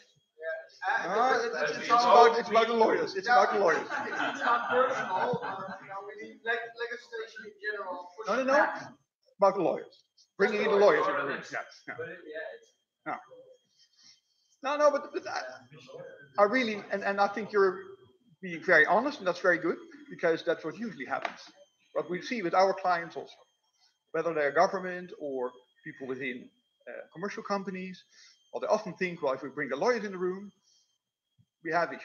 So then everything is possible. We see all kind of risks here and there, and well, everything can be kind of has to be kind of done again. And so that's another thing we want to change. And what we always say to our clients, well, you can ask our advice if you have built a blockchain system, and then ask whether it's GDPR compliant. And then probably the answer will be, there are issues. What you can better do is try to engage us upfront in the design phase, and let us help to design a system which is legally sound. And then things are much easier, and then we can implement things much better. And then sometimes several solutions and several kind of choices can be made in the design phase, and then you can go right and you can go left, and both are possible. But sometimes legally it's better to go left, for example. But then if you do that in the design phase, much easier. So what we always say, try to bring us in upfront instead of try to check a system that's already kind of designed. Okay, well, that's about the law firm and the way we try to take more innovative kind of approaches to the issue. Well, we are now even designing and developing with a blockchain company a kind of new system in the supply chain area. So we're now not even only advising, we're also doing other work in terms of also designing things. And that's because I have a large experience in the business human rights sustainability arena, not only in blockchain, but much broader. And we're also using that knowledge to make supply chains more sustainable and trying to invent and come up with systems which try to help at least to make more responsible sourcing possible. Okay, but then the legal issues, and here also I have now I think 20 minutes left, so even less. So it's just an overview, right? And we'll leave some room for questions also. So it has to be an overview. But I think there are two ways to look at blockchain. You can look at blockchain as a way to satisfy legal requirements or to try to build a system where people are complying with certain standards. And of course, the other legal question can be, and that's the kind of lawyers in the room question, blockchain system comply with national law, GDPR, international law. But I think the first question is probably most interesting, so I'll start with that one, and then I will come to the other also. In terms of how to make a system or use a system to see whether the standards are met, for example, that can be interesting from a commercial perspective, but also in terms of what government, for example, require. So sometimes blockchains can also be used to show a supervisor, for example, food safety, that you have met several requirements from a public supervisor. So it's not only a commercial thing, but can also help in terms of satisfying a public supervisor. In terms of how and what kind of requirements does these systems then need? Well, that really depends on what type of system, type of issue you want to solve, and also which country you're trying to do things. So it's not so easy to provide a kind of overarching perspective on that.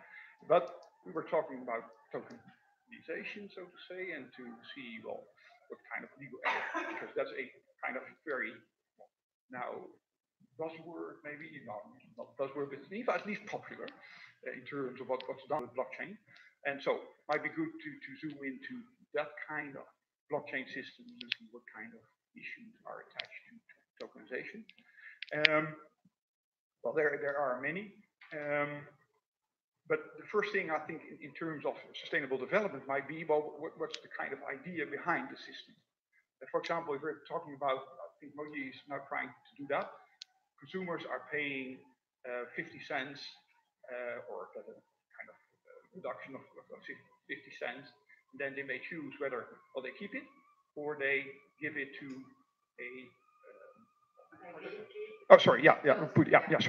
give it to a project in Africa or other country where then a project is set up which uses this 50 cents. Well, there are some legal issues there. The question also is, we have seen that same kind of thing several years ago with fair trade, where they also gave farmers a little bit more. You paid a little bit more for the coffee, then the farmers got a little bit more for the coffee. And then, that type of system didn't prove very effective, because what happened is that nothing changed really. Farmers got a little bit more money, but yeah, they did the same thing. So in terms of land grabbing, in terms of forced labor, in terms of use of chemicals, things weren't changing. So there, then you give a little bit more money, but nothing is happening on the ground, really. So I think also fair trade has learned from that and are now also trying to implement better things in terms of we also have to educate farmers. We have to learn them how to grow better coffee, more higher quality, more turnover per hectare, for example.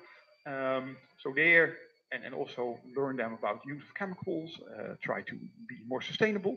So I think it's not only about providing a little bit extra money, but also building more thorough projects in terms of what's happening on the ground.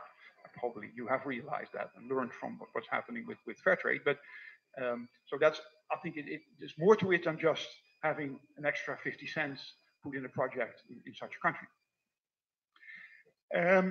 And then, so it's also kind of ethical or effectiveness thing to it. So it's not only about well, the system itself. Then in terms of whether it's possible in legal terms, well, the first thing we might ask is, well, for example, in terms of tax, because we are all paying value-added tax if we buy coffee, and then if the 50 cents is, well, we get a reduction of 50 cents, so then product is 50 cents cheaper, then of course, over the 50 cents, we don't have to pay value-added tax. But if the 50 cents is then donated to, well, a country in Africa, for example, well, there might be an issue whether this we still have to pay value-added tax over the 50 cents. Simple thing, but yeah, it's thing you have to think about. Another issue might be, but if it is a loyalty system, then I think we don't have issues with financial regulation. So, because if you have people kind of savings in the system, well, then you might also get some issues in terms of, well, we need financial permits for the whole thing. But I think if it's just loyalty system, you get 50 cents back, or you can donate it, then probably not. Of course, there will be privacy issues, because, well, of course, if someone gives something, well, you have to know who's giving things. So privacy issues, GDPR issue. Also be some issues, maybe, but I'm not so sure whether that's in this system, but the tokenization, more generally speaking, we have issues with the decentralized system, because what we see happening nowadays that governments want to have control over the flow of money. For example, in several countries, well, they regulate money in terms of how much money can be exported. So they have bans on the export of currencies because they want to regulate the flow of money and also the height of their currency. So if tokenization is, well, able to kind of evade that kind of bans, well, then probably governments will do something about that. And more generally speaking, we have money laundering issues. There are other supervisory issues connected to money, flows of money. So I think governments at this time are quite skeptical of what's happening with tokenization. We also see that happening in the Netherlands with the AFM, that's a public supervisor in the Netherlands. They are really kind of discouraging the use of ICOs because they say, well, main part of it is garbage, so you shouldn't buy them. They're not prohibiting them yet, but yeah, they are not really in favor of the kind of product. But it's very much from the perspective of consumer protection, Those are right. But Yeah. if you look at it as making the system more effective. Yeah. Well, probably in the end, if the tokenization is going to work, probably there will kind of be a mix of indeed decentralized governments, but also some control by government supervisors. Because otherwise, I'm not thinking this thing is going to fly, because they want some control in terms of money laundering, in terms of flows of money. So yeah, I think it's hard to envision that it's going to work in a kind of completely independent way. And as long as we do not solve that issue, probably, well, there will be some issue with some governments at least. So that's a bit. You're right in saying that the Dutch supervisor is mainly addressing consumers, that they shouldn't buy these things. But different in different countries? Yeah, some countries are really kind of prohibiting ICOs, so that's, some are even stricter, and others are, especially in less developed countries, I think they still have to start thinking about, well, what should we do, so to say. They have no regulation in place, at least not all, but some. Yeah. Yeah, of course. Let's repeat the question. Yeah. So we have, I know little about this whole subject, so that's why I asked this question. I see a big advantage with tokenizing for immediate payments at certain mile points in the chain. I do think that is different from an ICO. So you should make that distinction as well. So you're right. Difference between an ICO and settlements?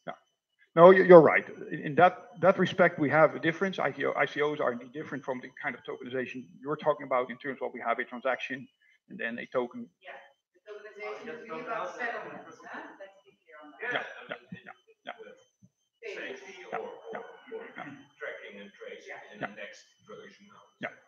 No, exactly. So you're right. So then the ICO kind of discouragement from the AFM is kind of separate. That's right. But still, I think even in those kind of systems, we still have issues in terms of also in commercial things. If you're, for example, talking about well, like Bitcoin kind of things, or we see a huge fluctuation in so these are kind of well not reliable, I think, things to use in business to business, so to say. So, but if we can find a solution for that and also find a solution for governments who want to control flow of money, even in the kind of systems you're talking about, yeah, that issue is still an issue, I think. And in terms of money laundering issues. You still need ledgers, you still need supervision of the monetary system. Right. Yeah, and the problem is at this point that is not solved. So there is no, because the governments do not really know what they should do. So there we have, it's kind of insecurity in terms of, well, we do not really know what to expect. And different countries are doing different things. So it's really hard to solve that issue. So probably the best thing, we're discussing that this afternoon, would be, and that has been done before in all kind of other areas, is to find a kind of multi-stakeholder initiative, work together with governments, business, and NGOs to come up with some standards for how these systems should work, which governments can kind of use. And that might be probably, maybe business are already kind of thinking about these things, but that's, I think, an important thing to have at least some global understanding and standards for how they should work. And then convince governments that it's probably better to do that than have legislation which is quite different. Another question. Yeah, I have a question about what the government can do to prohibit a group of people or companies to work together and use the token. So for instance, car sharing. So with my neighbors, 10 people, we buy a car jointly and issue a token, which is a fractional ownership of the car. Maybe we can give you the mic, so you're not so far, and then it's at least... So my question was about what can the government do to inhibit or to forbid, let's say, using tokens in society. So for instance, with a group of people, my friends, I buy a car and I issue a token on my own private blockchain. And this token is a fractional ownership of the car. So we use car sharing, etc. And we use a designed wallet using on the blockchain. So it's a private blockchain, basically. We use ourselves. So what is the government going to do about that? And that's only one example in a small group, but you can have it in a large group as well. So it's all in the blockchain, all in the wallet, all in the token. And you can trade it internationally. So what are the options for a government who would like to regulate? Your example. Yeah, let's try and use the mic. I'm sorry, yeah, but it's short. No problem. I was wondering in your example, how that would work, for example, because car ownership, you would have to register that, you would have to pay taxes. Would it also be shared? Like the ownership one is the financing of the car, that's easy. But registration, if somebody commits, what is it called, infraction, I think, an accident, for example, who is accountable, who is liable, will they all share the liability? I think those would be the matters where definitely laws would come in. I'm not a lawyer, but those are execution elements, right? How to execute that group of people. But now my question was about what can a government do to inhibit the use of the token, tokenizing yeah. money, let's say. Yeah, what tools? Is there any punishment? Yeah, well, at this point, I think that governments are still kind of wondering what they will do. Of course, they can prohibit all things they like. If you come up with some lawyers, they can make some laws which effectively kind of discourage people to do that. And they can kind of points where they can do that. So, lawyers are all kind of innovative in that way, but probably the issue is that governments do not really want to kind of hamper innovation, because that's what always then said, well, this new technology, just wait a little and then see what happens, and then you can start regulating if things go wrong. And we have seen that with the internet, and now governments have learned that that's not the most sensible approach. So they are now thinking, yeah, okay, that is probably not the way to do it. But on the other hand, well, these initiatives can be very useful. in society. So we try to kind of prohibit them before they really have kind of reached the stage of maturity. So we don't want to hamper innovation. So that's big issue. And what you usually see happening in there, and that's also what happened with the internet, is that then private standards are set. They are kind of, and then we get some agreement on at least regional, global level on the standards. So is Airbnb a good example? Is it going to happen like that? Well, I do not hope so, because well, we see that Amsterdam is well really grappling with the kind of into that also, but well, that's a big issue. It's for the governments that's a hard thing to do to kind of take care of what we see happening now in Amsterdam is they kind of prohibit it. They say, well, you need a permit or even prohibit it at all, and probably that's not the right way to kind of do that. The big difference is that Airbnb is a centralized organization. I know. Decentralized systems. So nobody can prohibit me sitting behind my computer and doing some stuff. No, so there, of course, the system. I would like You're to right. repeat the point. Yeah. Let's repeat the point. These, Very central. yeah. No, because. Story in China. The story in China is not necessarily like it. Yeah, okay, but the far away between our society and China, right? So But they can grow risk. Okay, I just want to summarize the discussion here because it's about so yes, if you're central, I can go to you and I can catch you, and if you are Facebook, I can put you on the public screen. But if we all distribute it, we are everywhere and we are nowhere, so nobody's gonna get us. That's the point. No, and I think it's a very good and valid point. And so the government probably will not be able to regulate the system as a whole because there are probably many governments involved and they probably don't even know because it's decentralized. So that's very true. But I think what happens then is that indeed they're going to look at effects of what's happening and things you can do with the system. For example, in terms of registration of cars, in terms of insurance. So there are issues indeed connected to what's happening in the system, and that has of course outside effects. And probably what will happen then is that they tap into the outside effect of the system, external effects of the system, are going to regulate there. And so then the use of the system becomes, not so useful anymore, so to say. So that's probably what happens. But I'm not saying that governments are going to do that at this point, but there's huge insecurity now at this point, what governments are going to do, because some governments are doing something, others just, wait. But in every country, it's different. And so we want to use these, especially on a global scale, because we're just paying in the Netherlands, probably also nice, but probably on the global level, even better. And there, I think, this kind of legal insecurity is now becoming a big issue. There's another question first from Bas. So I attended the European Parliament meeting a couple of weeks back, where all the financial regulators were talking about blockchain, and it's not that they're really skeptical about the blockchain as a technology, since the technology is neutral. They're skeptical about the applications and potential fraud in investment relations. So we're talking a very skeptical point of view here, I feel. Because a lot of financial regulators and governments are very positive about the application, but are just really concerned about the way some projects are currently being set up. Investors are being led, on a goose chase, for example. So, we are talking about systems being forbidden and stuff like that. No, I think. Like you mentioned, and in the later part of your story, the latter part of your story, is the application and the effect that is going to be legislated. You're, I think, very rightly saying that indeed the regulators are not at this point really considering to forbid all these kind of systems, and indeed they see the advantages also. So if I kind of raise that impression, that's not, of course, not correct, because I think they really favor this and also are therefore now hesitant to regulate because they think don't want to hamper innovation and see what's happening, and that might also be result in some positive things for society. So indeed not going to regulate that yet, but of course there are some negative externalities to these some systems, and of course that's where they yeah. Okay. Okay, let's take this into the panel. Let's take this further into the panel. We have another question from our digital viewers. Oh, and it's gone.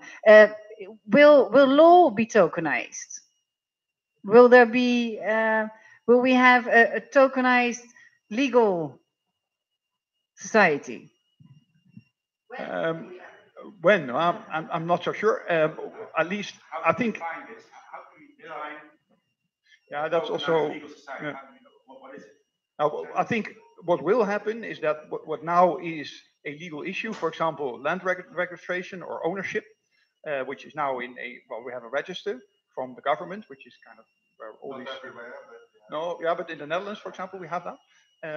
But of course, there are now on a global scale thinking about how to use blockchain to, well, have these kind of land registries, and that might be a very useful application. We have seen them with ship mortgages, for example, also thinking about. We have seen it, and I think governments might also use it in, well, digital identities, also be application. So I think there are many also, and other systems probably where legal kind of registrations are going to be transformed in blockchain applications. So I think it will also have impact on the legal system as such, so to say, and maybe even decentralized systems, which are, well, able to regulate themselves, so to say, are going to replace some legislation in countries also. Yeah. That's the point. Okay. Yeah. Then we take a last, the final question. The final question. Can we fire all lawyers or 50% of the lawyers in 10 years' time when all the smart contracts are executed automatically and as a legal binding document, so to say? Well, that's a very interesting question also. Are we going to have kind of smart contracts and then in the legal sense? So because the smart contracts to date are not all contracts in the legal sense, but if, well, we have all the legal issues in the contract, or probably for very not too sophisticated transactions, that might be a very thinkable thing. And maybe even on the short run already. For example, if we are using, well, for example, all kind of groceries, things like that, if we're going to, well, your, for example, fridge is going to order them in the Internet of Things with the retailer, well, probably there some tokenized contracts or at least smart contracts can be used and probably work quite fine. If probably talking about more sophisticated commercial contracts, well, there it really depends on the legal system, because in the Netherlands, for example, well, these contracts are, well, sometimes clear, but often not, especially not if you're going to litigate about it. So then, well, we have issues, or because people say, well, we see, well, this text, but I think it means this. The other party says, no, it means something else. And then, well, the judge has to, well, kind of see who's right. And then it's not only the literal text in the contract, but then we have to, well, go to the meaning the parties have with the contract, and that's probably not a thing you can assess in the blockchain. To close off, what was the time? 10 years or 5 years? 10 years. Okay, we make it 5 years. Yeah, we shorten your exploration view. In 5 years' time, will we have 50% less or 50% more? You have to say something. One answer. More blockchain? No, more lawyers. More lawyers. One. Well, I just hope for our audience that we will have 50% less old-fashioned lawyers. Ah, nice. Applause. Thank you very much, Martijn. Thank you very much.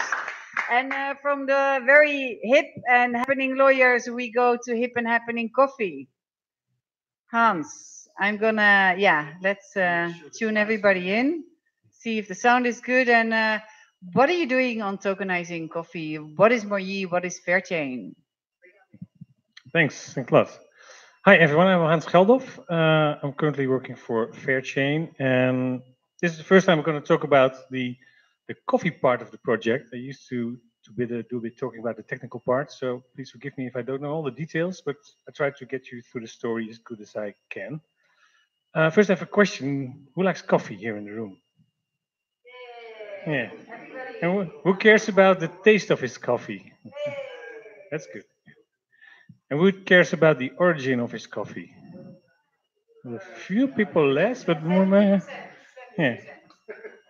And who cares about what farmers get paid for producing coffee? Yeah. Oh, that's good. So you're all going to buy our coffee. That's good news. I'm going to tell you a bit about the coffee world first, and then I'll move on to the technology we use, and then we end up with tokenization. In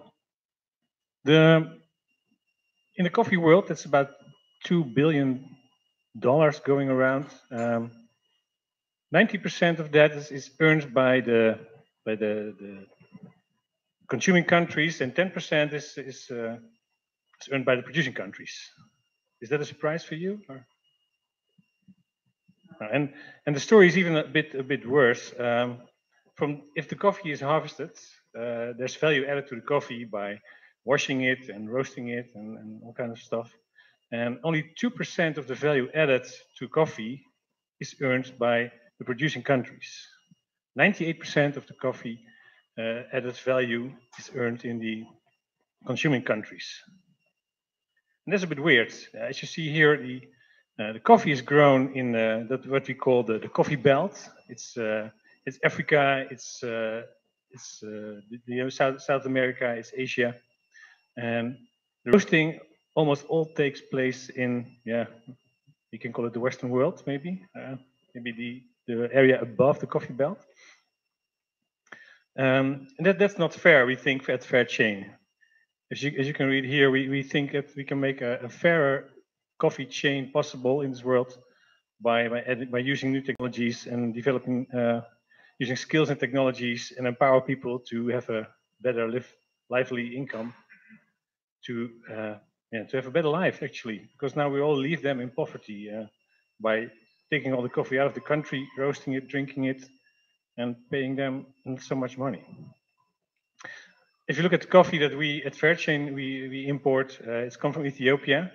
It's a country that gets 4 billion euros as dollars from development aid. It exports $800 million in coffee, and as you see on the right, for every kilo of coffee that is exported, only 60% goes to the farmer. So the export price, only 60% goes to the farmer, and 40% is in someone else's hands as well. That means that the 2% of added value that's done, that can't be the 40%. So there are people earning money without doing a lot. That's the conclusion of the 60% fresh on board means the FOB. It's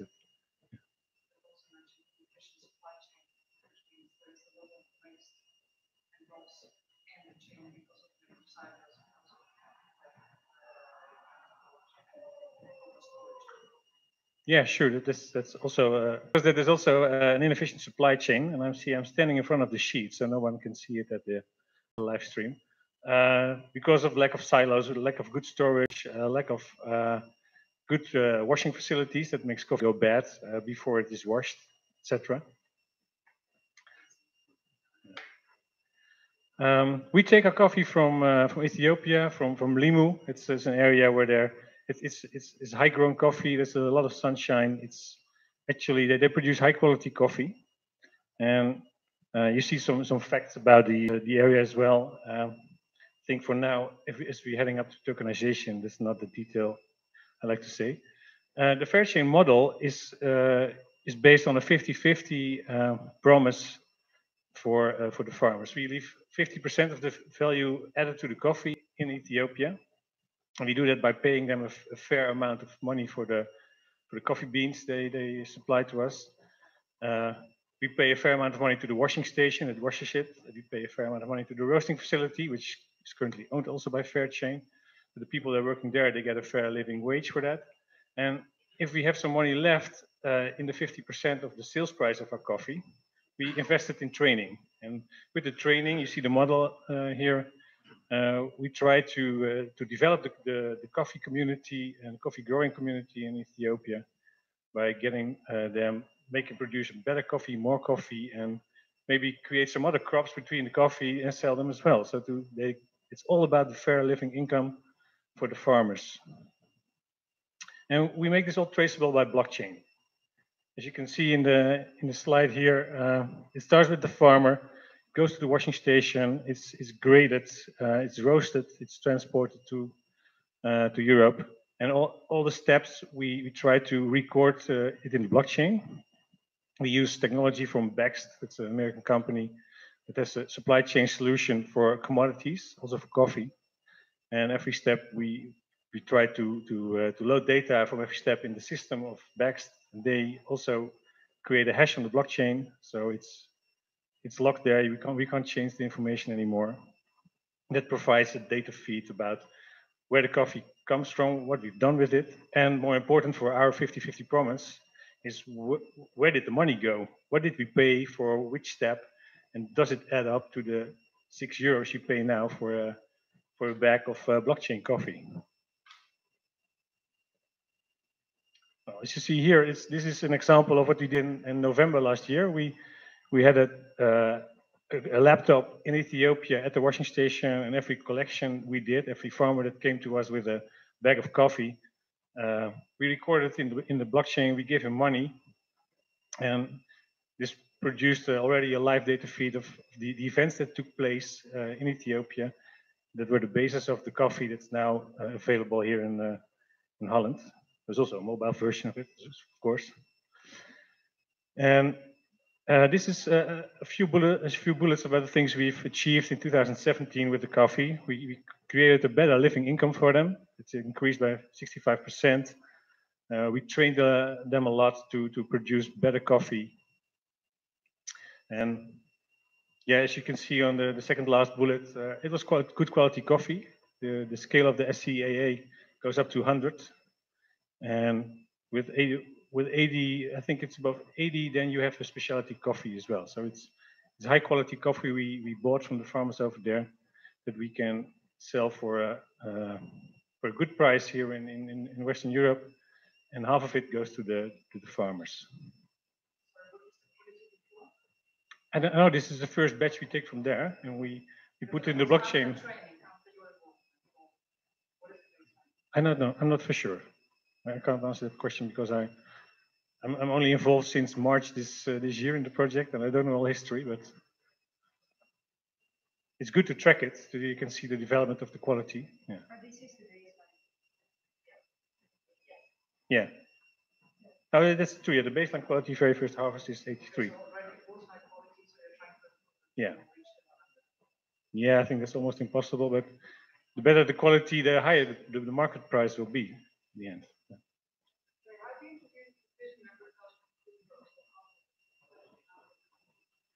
The question is, how do we introduce precision agriculture in coffee? Actually, I'm not able to give you the answer, unfortunately, because I'm more the tech guy than the coffee guy. And as I said, this is the first time I talk about the coffee process, and I don't know everything. But you can get in contact with my colleagues from FairChain. They can surely help you with these questions. So you can speak afterwards if you like. Well, it's not about doing blockchain things. It's all about creating a fair living income. So we have a whole system and methodology to create the fair living income in Africa for the farmers. It goes too deep to talk about it right now, but we use blockchain only as a tool to prove our promise to the customers. And with the 50% we spend in Africa, we use it in this model to create the better opportunities for the smallholders. Looking ahead, if we keep this up and we can grow our business, we try to attract more farmers. We're looking for 3,000 farmer families to help us growing coffee. We try to fundraise money at the moment for our own washing facility. We currently use one that's there in the area where we currently buy our coffee. But you know, your own washing station, you can actually cheaper produce your green beans. It makes more money available for development and training. And as you can see, the living income for all involved in our supply chain, that is one of the main goals of FairChain. We we don't care if somebody else copies the concept. It's good to do it, and the fair chain concept can also be copied for other commodities maybe. I think there are more unfair chains in the world besides coffee. And yeah, we currently in Ethiopia that produces 5% of the world's coffee. Yeah, there are lots of areas to cover. So if you want to know more, you can contact me or come to me afterwards. Having done this, it's time to show a little bit about the blockchain application we made. I have to reload it a bit for the screen. As you can see, there are all the aspects of the supply chain we modeled in a coffee bean shape, more or less. If it loads. There's a lot of coffee involved. It takes a bit of time. You can see the different aspects of the supply chain. I have to move here. Sorry, online viewers. I'm standing a bit in front of the slides. You can see from the farmers that we bought coffee from, how much they brought, what did we pay them. There's a payment evidence available. You can see how much we actually pay them. If you go to another phase, you see the amount of coffee that's washed, and we also have invoices of that and payment evidence. I won't go too deep in all the things. And on the side here, you see the total value of the coffee being built up. And if you go a bit further in the chain, you see we're almost at €3 because you pay €6 for a bag of coffee. Yeah, that's how it works, more or less. You can go to the website of Fair Chain and take a look yourself if you like it. You don't need to buy coffee to do that. And for the tokenization, if you buy a bag of coffee, which is you can do it online. You can go to the Token Coffee website. It's a new coffee brand that's introduced by Fairchain, especially for selling this product with this story to our customers. You get a token. You see it on the back already. I have got one token here. There's a QR code, a unique QR code on each token. If you scan that token with your mobile phone, and I will trick this a bit because my mobile phone can't be connected to the beamer. I have a virtual mobile phone here. I can scan a picture of the token. If I follow the link that's created, that's in the QR code.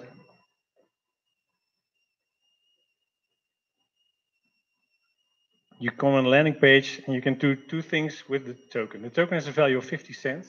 It's also stated on the site. And you can keep it. And you can buy more coffee from with the 50-cent discount, or if you have 16 packets, you have a packet for free. And you can share it. So I'll try to demonstrate the sharing of the token. And it's about investing. If you share it, you can invest it in for economic impact. And that's about the washing facility we try to buy and build in Ethiopia.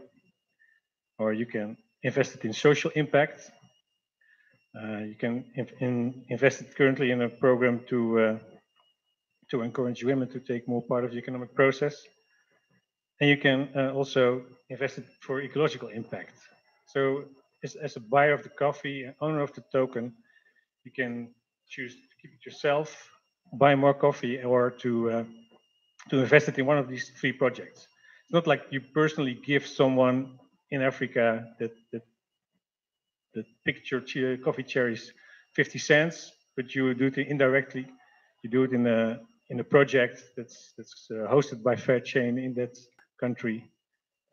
And so we can also know what our customers like more. Do they like more the women's rights? Do they like more the economical impact on the chain? Or do they care about environments? Everyone can choose for his own. So that's my story about Moyee coffee and tokenization. Are there any questions? Yeah, go ahead. I'll try to repeat your question. Oh yeah, that's more easier. That's,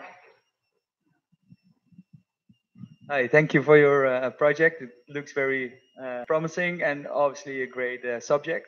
I was just wondering about the tokenization part. You mentioned tokenization and you showed us an example, but the previous transactions were all showed in euros, and the token also has a value of 50 euro cents.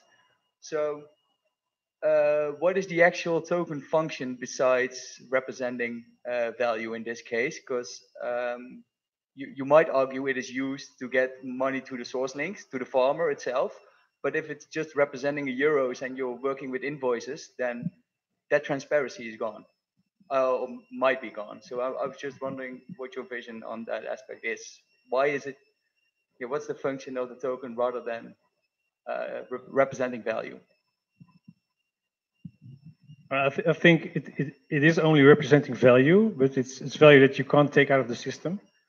You can't put it in your pocket and sell it on the street. You can sell it on the street maybe, but it's only a plastic thing and it doesn't have any value. And the digital value of it is only the 50 cents that you can choose for the purpose you like. Yeah.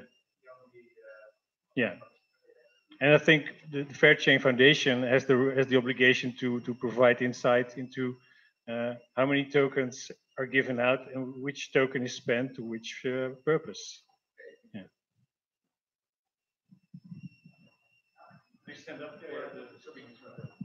In terms of, you have two choices, or well, more choices, but you can keep it or invest it in well, a responsible or whatever social impact. But people who keep it, how do they get the money? Oh, okay. So how does it work? They don't get money. They get a coupon code to buy more coffee with 50% discount. Yeah.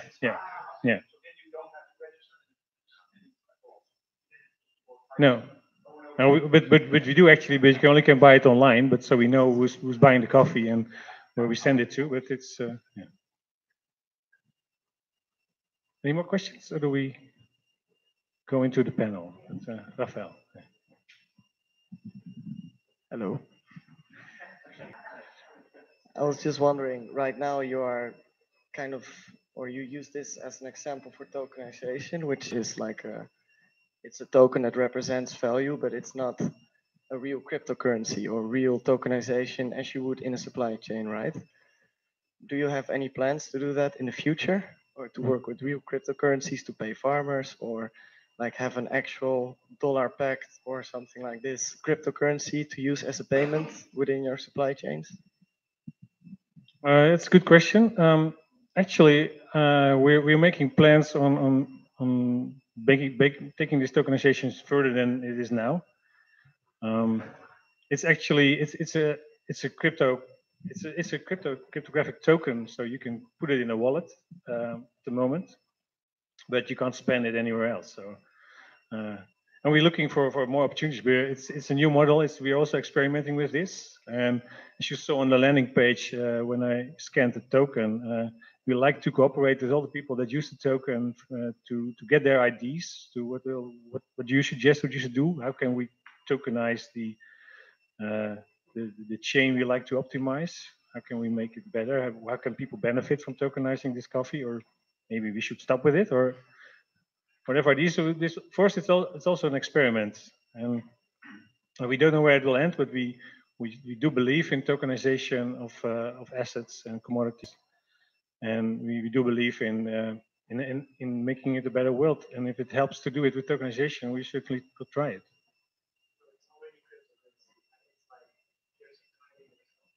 I don't know the exact backgrounds of the technology, but it's.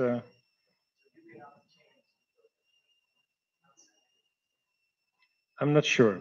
If you the people that build it for us, it's the people from Cryptsy, and yeah, you could get in contact with them to have more information about their technology, because they're selling this as a product to other companies as well. It's not like it's off the shelf more or less and customized for us. Cryptsy, yeah. KRYPC. Yeah. Thanks. In the meantime, let's ask for the panel because there are some questions from the panel. Please, panel, take your seats and let's see if we can make that accessible on the live stream. And then again, please feel welcome to move forward more inwards, so we have a more of a cozy discussion fora. Jelle had a question, and Jelle is coming in. Is this a clarification question, or because otherwise we're gonna kick off the panel first? He's gonna, yeah. We actually asked him to take his clothes off, but he's taking them on. I do that later, maybe, but so far I'll just put on my shirt. But I noticed. No, that gets a little bit too intimate. Yeah. I noticed they use some software called BEXT360, and I suppose all the supply chain information is modeled and stored in there. But that's that's a closed product by a US company. Are there any intentions to make like a free software kind of a thing, or maybe turn this entire thing into a franchise where it's not just fairchain.org or whoever is the legal entity can run this thing, but anyone can? Because yeah, I mean.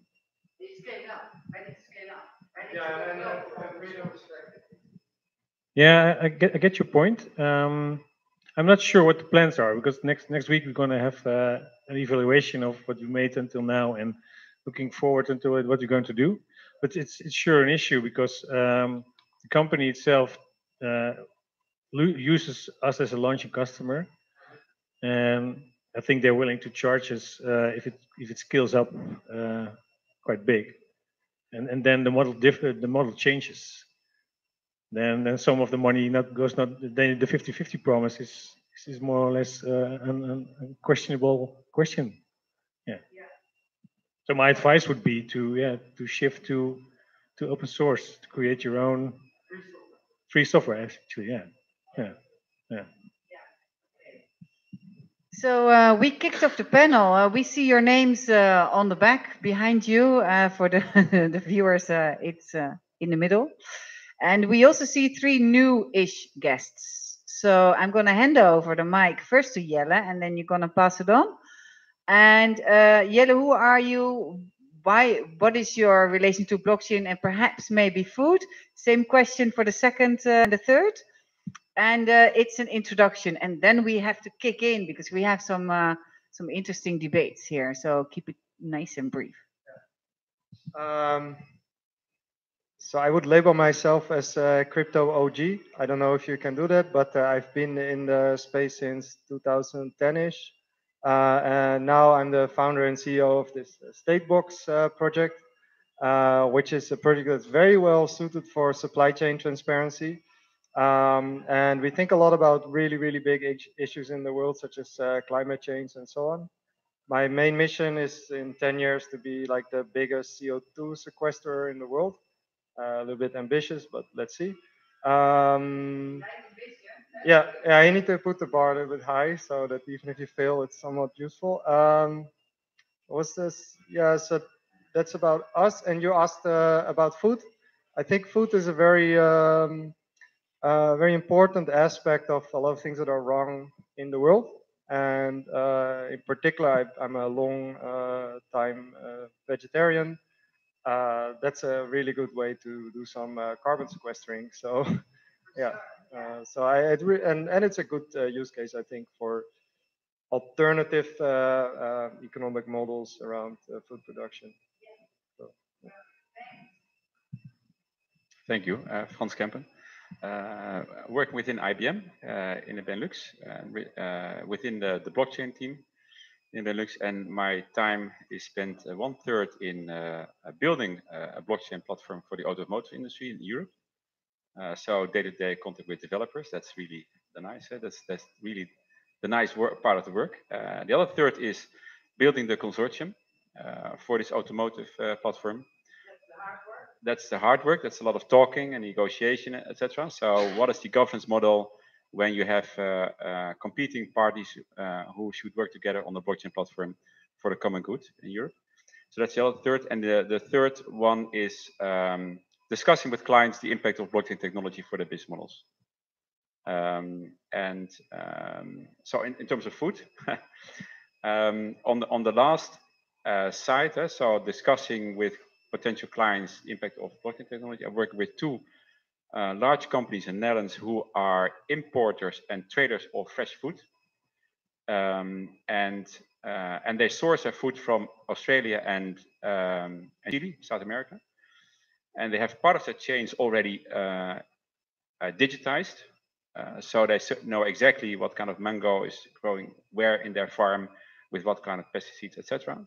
But not the entire. So we're now building based on our food trust platform within IBM, which is a global platform where Walmart and Nestle and Unilever are working on.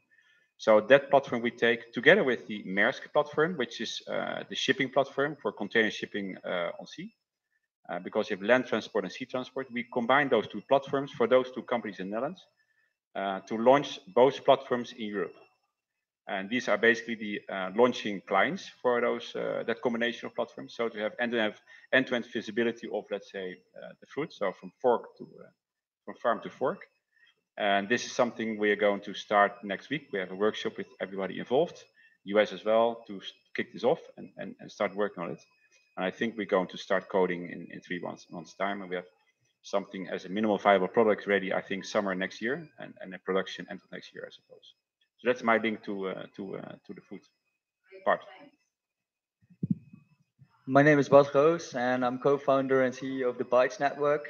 And we envision an ecosystem where value from suppliers can freely flow in form of goods or services towards the consumer through a digital ecosystem platform, so the consumer is able to acquire food-related goods and services through the platform, but simultaneously is able to tokenize, or rather incentivize, the data that they generate through their orders backwards to the supply chain.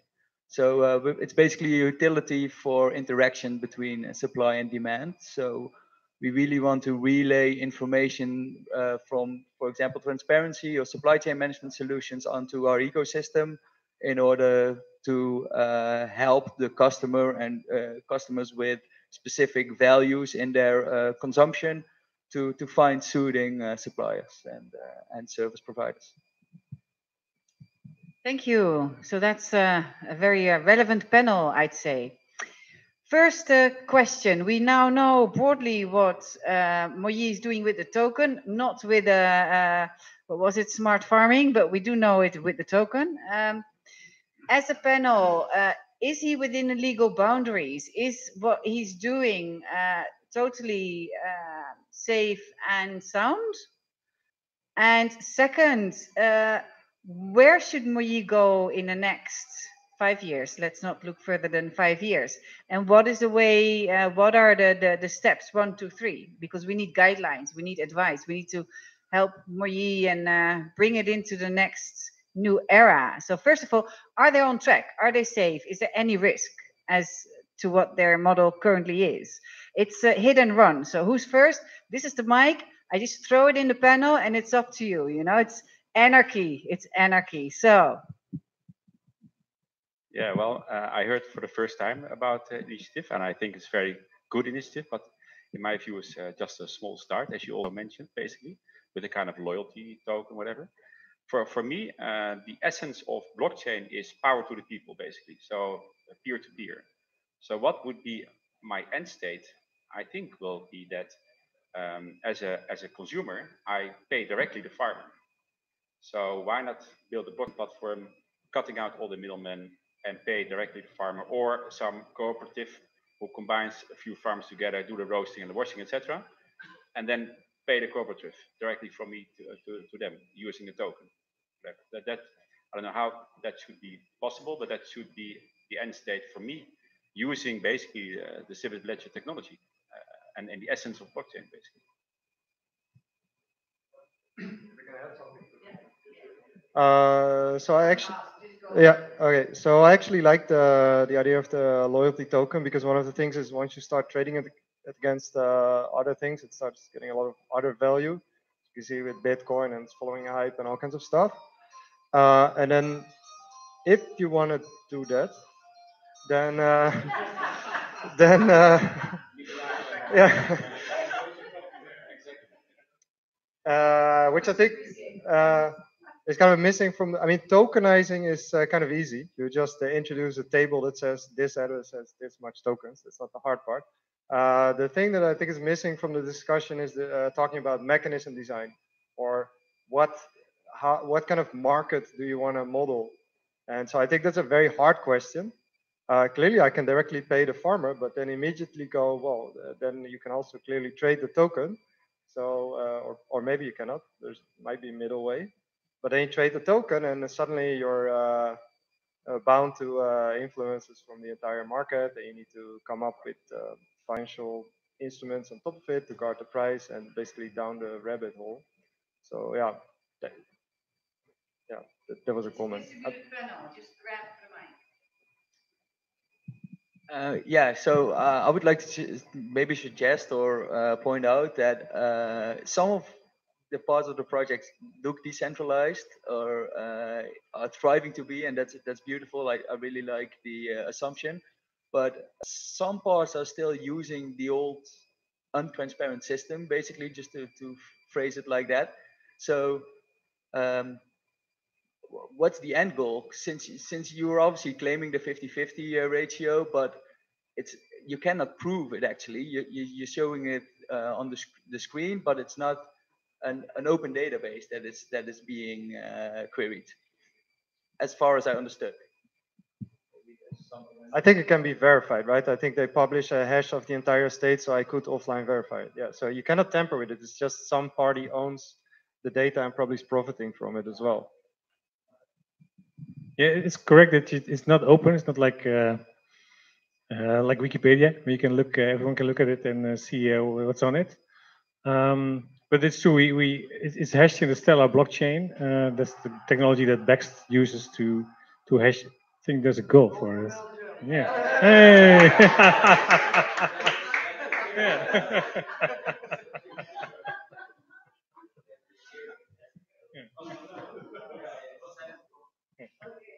Okay, but back to the panel here. Yeah, football. They're playing football. I think that's yeah.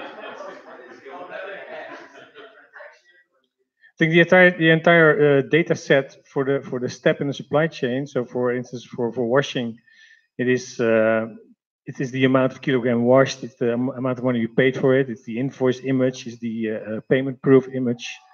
That whole bunch of data together is hashed, and that's stored on the blockchain. So it's only the hash. Yeah. The rest we will blow it up. Yeah, I hear you, Frans, saying that would like to pay directly to the farm or to the cooperative.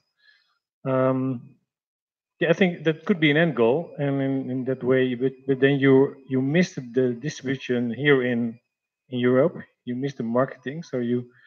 Yeah. If you do it today, you. Yeah, that's what we do already. We already have the process not in our own storage rooms or something else, but we use services to distribute coffee here in Holland. So you could do it directly from a technical point of view, but I don't know if it's legally the same as we do it now. Maybe you can react on that, Martijn. Yeah, I think it's not so much a question of whether or not it's legally possible. I think it is, though the only legal issue connected here, but that's, I think, the same as to the system as it is right now, and same thing with the system if you pay it directly to the farmer, is of course that there is an issue in terms of currency exchange, because, well, our euro, 50 cents a euro is of course, well, has a value in the local currencies, but sometimes, well, you see, well, issues connected to the exchange of these currencies. For example, if the Ethiopian government kind of, well, has issues with that, and they can modify exchange rates, for example, and then, of course, you may get some issues there. If it's, well, there's high inflation, for example, well, there you have some issues. But in terms of I think, paying it directly, well, that's not so much an issue. Though I think the system as you have it now is better. Because, of course, it sounds very nice to have it directly paid to the farmers. But I think that may incentivize also some negative things. Because what happens if farmers are paid per kilo and then have the bonus, for example, well, they have some incentive, of course, to produce more. And for example, if you have forced labor issues, child labor issues, well, they may be kind of also incentivized or exaggerated by these kind of systems. So probably it's better to have money paid to a kind of intermediary who's really working on, for example, well, female helping them to do things or to make such a washery or things like that, because that really benefits people and does not have these kind of negative effects in terms of incentivizing people to use more. Then in that also, well, having more forced labor or more child labor or things like that. Because that's a key issue, right? About this is the point about provenance of your goods, right? So where are your goods sourced? So provenance of goods you have in different aspects, right? Also in the car industry where I'm in, so that you can prove that the original parts of the Volvo or whatever BMW are put in your car at the garage. So you can prove it. The same as we're doing now with diamonds, Everledger. So prove that they're not blood diamonds, but real diamonds. The same with coffee. Are they produced? I'm now working with a mining factory who uses cobalt. And cobalt is a demand for the electronic industry. And they demand those cobalt miners that the cobalt is mined without child labor. So it's about provenance to prove that the mining is done correctly, right? So the same here with coffee. So you can have some kind of certification authority locally to prove that the coffee is produced with well-respected terms. And that problem is the same as currently, right? So that's no different between directly payment or indirect payment, so to say. So that can be a solution. I mean, there's a general problem about provenance, right? The issue you're mentioning. Maybe a short question. So in particular, I mean, funny you mentioned cobalt. We also worked on cobalt supply chains. How do you ensure that the receipt I saw on the screen, it's my question to you, but in general, like, how do you ensure that it was actually the thing that took place? I mean, scammers and so on are very creative, so they'll probably find a way to game the system at some point. Yeah, that's sure. That's the question every supply chain has to answer and to solve. Yeah, you could ask yourself the question: what purpose do we have to change the invoice or change the payment receipt or something like that? So that's the other part. That's how we look at it right now, because we can't prove anymore. We can. At the moment, we don't have the technology and the means to make it 100% safe. So we try to do it better every time, but this was the first time we went to Ethiopia with a laptop and a camera and stuff and do it this way. So we hope to improve it, and we hope for suggestions to make this better. But the Oracle problem you're just addressing, it's not solved if there are humans involved, I guess.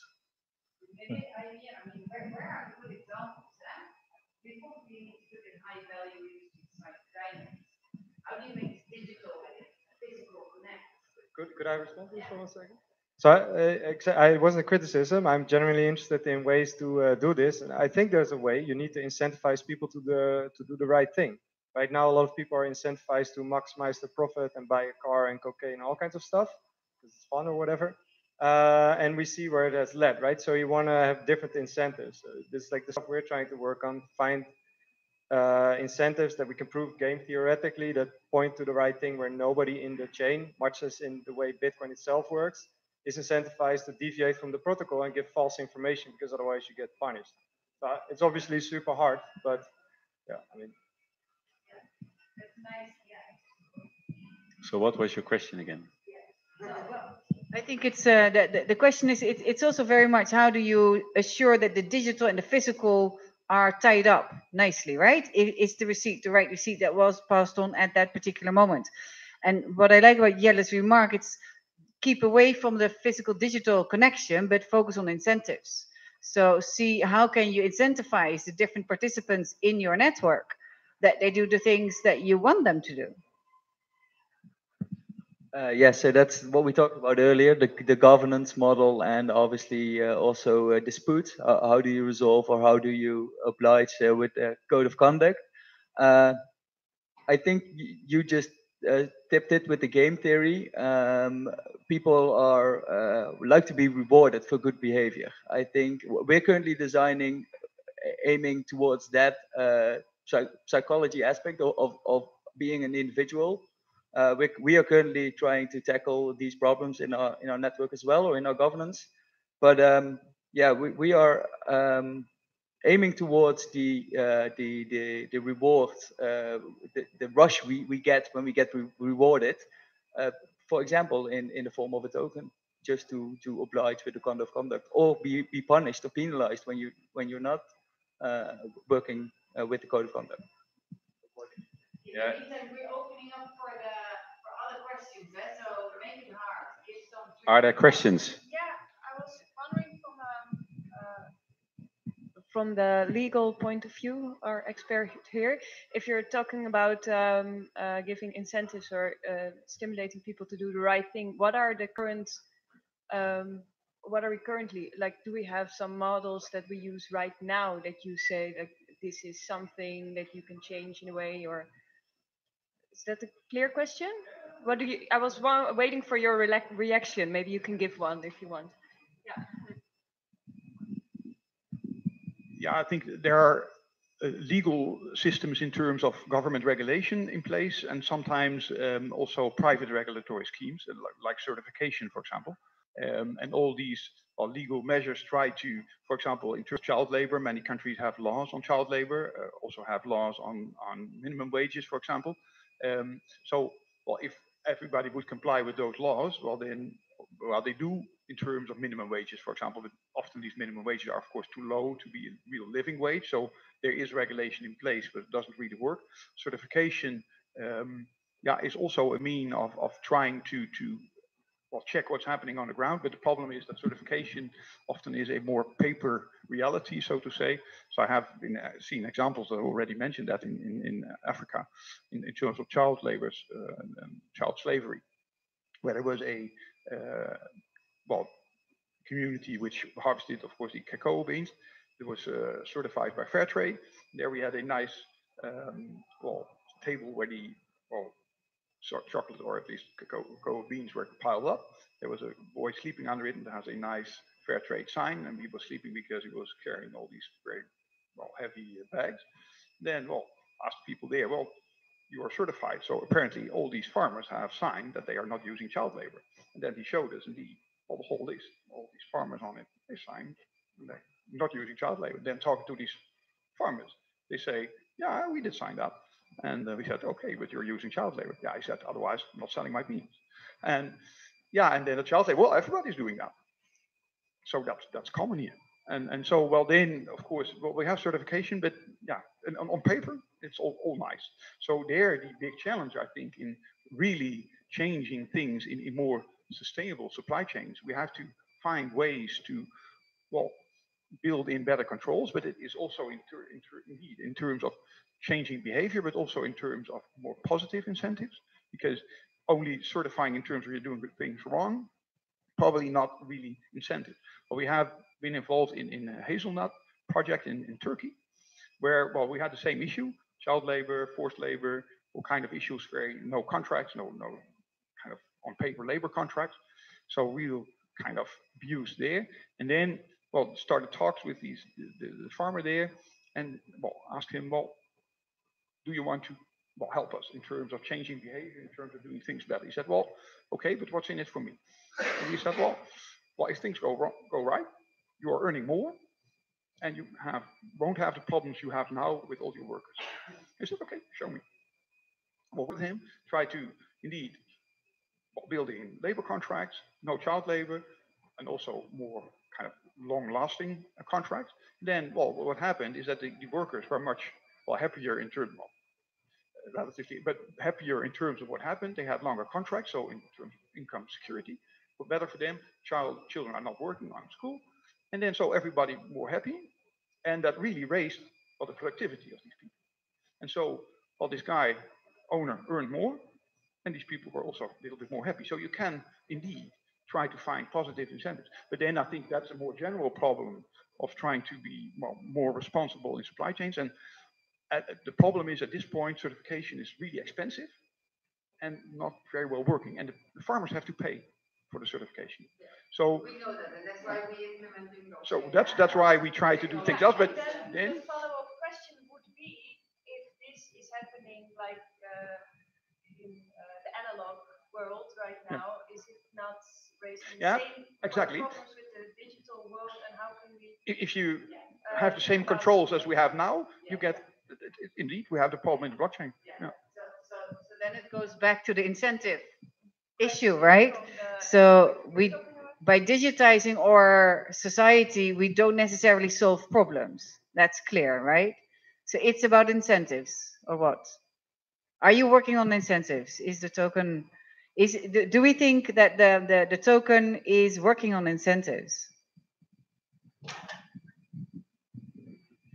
I think what could help is putting it in the public focus, underlying it to public scrutiny. I mean, when I take as an example, I work in banking. When you look at what FATF, so the Financial Action Task Force, they started with issuing, and it was coming from the US, by issuing principles and guidelines.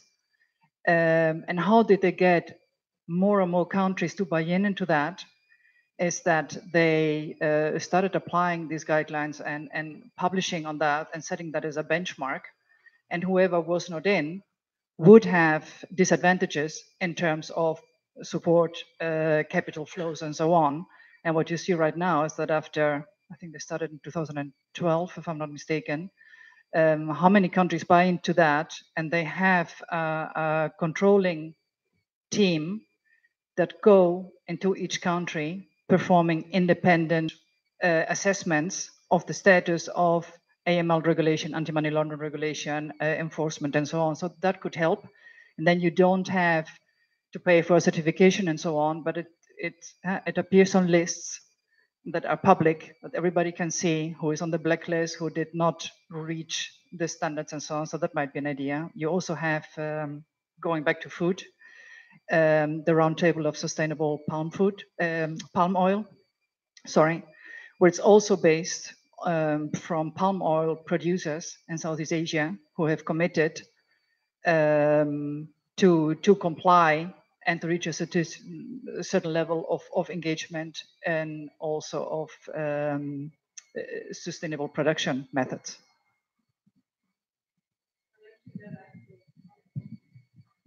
Because if you blacklist some farmers, and then what these big companies like either the trading companies or the Nestle's and the Mondelez's of this world, what they do, like for instance, the classical example that I usually give is that Mondelez, for instance, they would map a few farms where they source their cocoa from, and the rest would be a black hole. Nobody knows where the cocoa comes from, but they officially, it all comes from these few farms. They all know it, and the Rainforest Alliance would tell you the same, and Mondelez would tell you the same.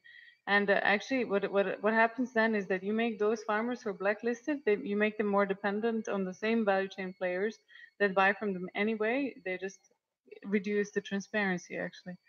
And actually, neither blockchain or standards help with that problem. But you can turn it around. So you mentioned. Yeah, wait.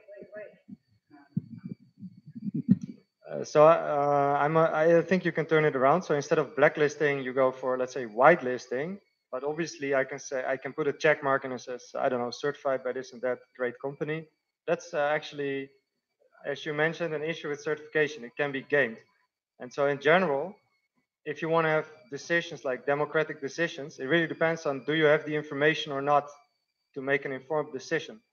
And if you want to put it in financial terms, typically, if you have some uncertainty in where a product comes from, like child labor or quality-wise or whatever, you need to insure it. And the insurance premium is basically the inverse of the uncertainty.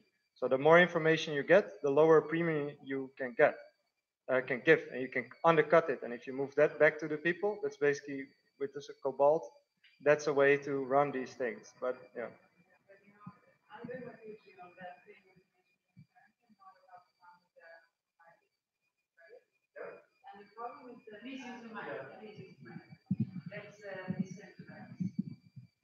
So the problem with that, I'm actually exactly that. We're closing the information gap between the farmers and the rest of the world, which is markets, your buyers, your financial institutions, insurers, etc. But the problem is that the people who can afford this information transparency, the people who can afford to collect data, to digitize data in blockchain or any other form, is usually the value chain partners. It is not the farmers. And then you're stuck in this vicious circle of like, how can you bring these technologies down closer to farmers where they can actually benefit from these technologies, where they can actually say, okay, well, you know, I, farmer ABC, am able to provide this transparency to my insurance, to my buyers, to my, you know, to more buyers, not just one buyer who found me, you know, type of thing.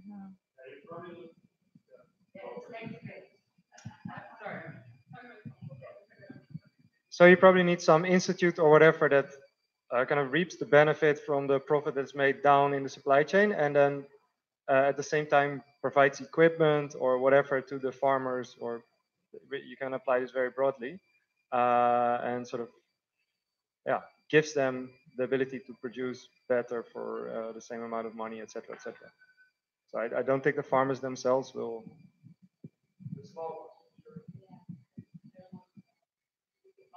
Yeah, no, but I mean, you literally get an institute that helps the small farmer. So not like probably something, I don't know precisely what the word means, but like an NGO or. Yeah, I'm not a big fan of big organizations or big corporates, so I don't really trust those. But I think of some sort of franchising situation like McDonald's. It's a good example of a franchise. It's not the best franchise. But something like this, where you can have actual institutes that, an example would be they stake some money. So you have a beauty contest online in some community, and who's going to be the next person that gives out the better mining equipment to miners, like small scale miners that move their entire family in, put up a piece of plastic and start mining there. They need better equipment.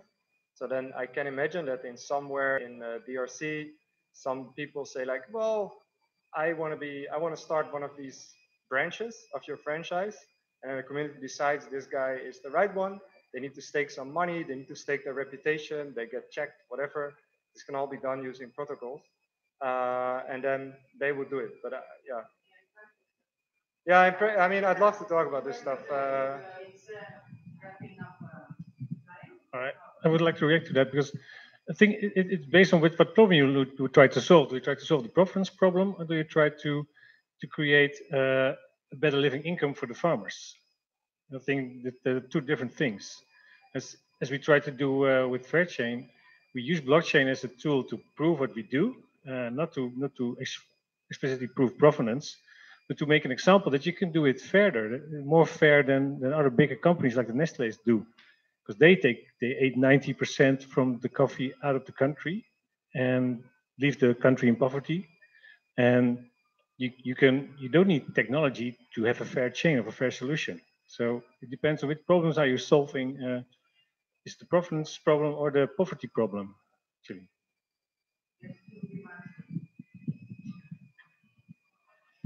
Hi. So I don't actually have a question, but the online has a question. Haha. Yes. So Jan van Ilpen, unfortunately, this question was a little bit delayed because I had problems getting in. Anyway, he says, I'm looking at all the entities of Moyee, and I see that they're all BVs.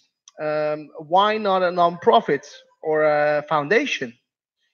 Is the goal perhaps a exit at some point to Jacobstouw Egberts at the time that you are big enough to be bought? Actually, I like to be George Clooney and say what else, but no. The Fairchain Foundation is a foundation. It has an MB status. You can do voluntary gifts to it and have all the tax advantages of that as well. And Moyee is actually buying the beans from Fairchain. So Moyee is a BV. There's also an Irish version of Moyee. Fairchain organization also has a BV that has the token coffee label, because if you generate money with it, you can invest it back into the chain. But Fairchain is actually a non-for-profit organization.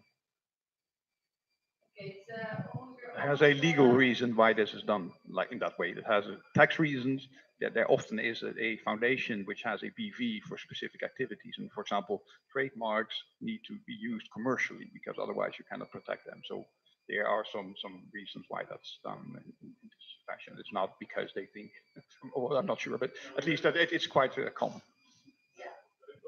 So yeah, so it's in the Dutch legal context. It's the only proper way to do what Moyee actually envisions to do, and that is to actually have a fairer coffee chain than currently mainstream coffee companies are having, is what you claim as Moyee.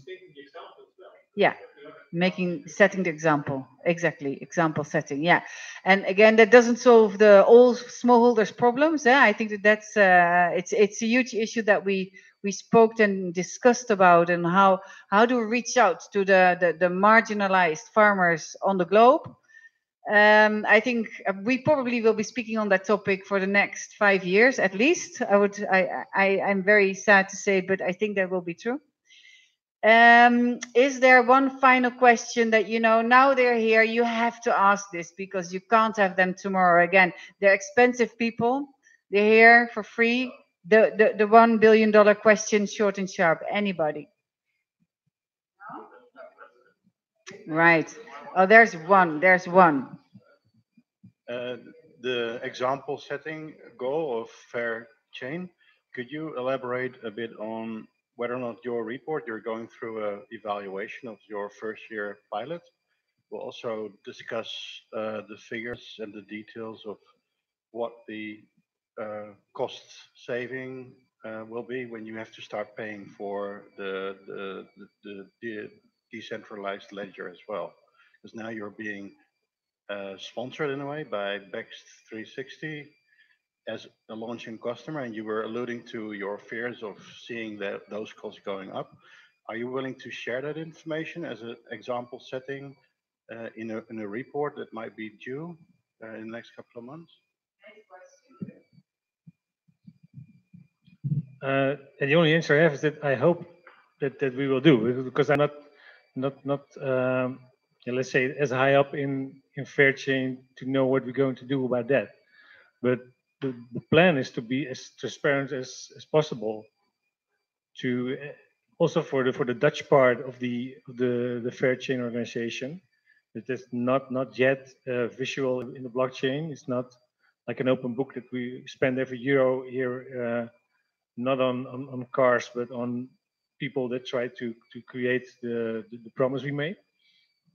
But it would be a good suggestion to show to the people what we're going to do next. Yeah, what we learned from it. Yeah. Yeah. Sure. Yeah. So if they do end up wanting to charge you for it, you can talk to us. I'll do it for free.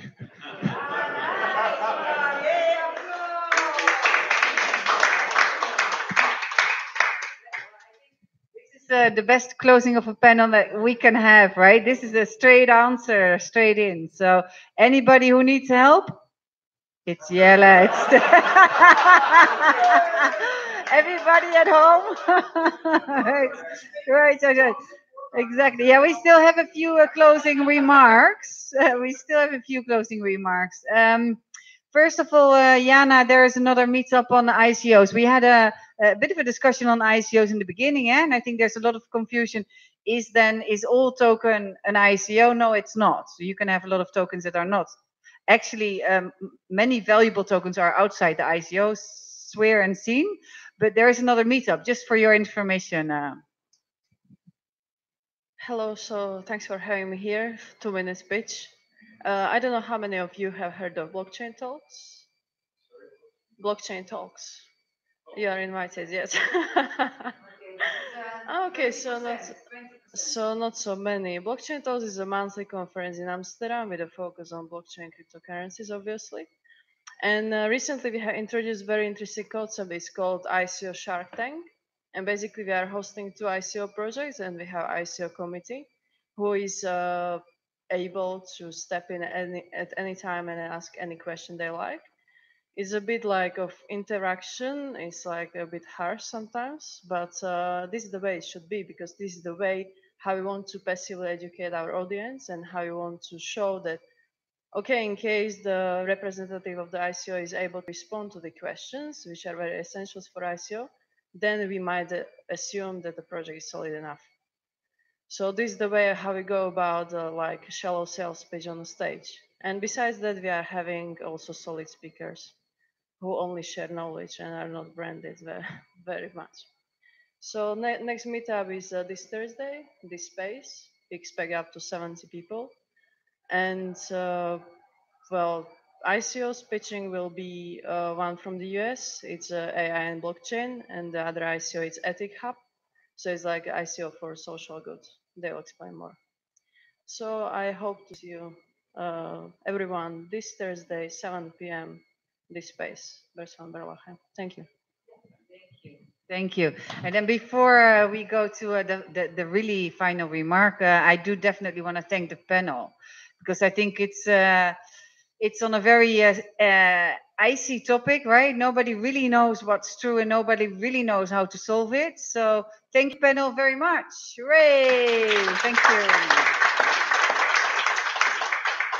Then we have the YouTube channel for, we call this blockchain for agri-food professionals. If you can't Google it, send us an email because it's we're underneath the logarithms of Google. Yeah, subscribe, like and subscribe, but we don't like the marketing tunes anyway, but like and subscribe. Exactly, yeah. We have a training as well to really go into more case material, to go to have 4 hours rather than your evening, your private evening. We can go deeper during the day. And the next meeting is on the 14th of August. And then we will have Binkabi. And Binkabi, anybody in the panel knows Binkabi? No, eh? It is about the offsets, exchange losses for farmers. So it's a lot about sort of money tokenization, cryptocurrencies, and how you can actually make farmers earn more of their sales by offsetting exchange losses. Very interesting. I would definitely recommend you to tune in. So thank you. Let's join the Belgians. Yeah. Oh, the book. Yeah, I actually, well, I have, we have 2 winners. One is here, Karen. I thought your input was very constructive. Thank you very much. Thank you. Yeah. And we have, oh wow, you get more. You get blockchain coffee. Nice. Wow, that's well deserved. And we have another one, and this is all the way, the other winner is in Washington, D.C. You've seen less of him, but we have online. He's been contributing a lot online. It's Jan van Iperen. Jan, we will send you the book and the coffee. Thank you, Jan. Excellent. Well done. Okay. Thank you, everybody, for your patience, for dealing with sound issues, for being here and sharing your thinking. And please, we will continue the thinking with a glass of some refreshments downstairs. Thank you, guys. Ja, heel graag gedaan.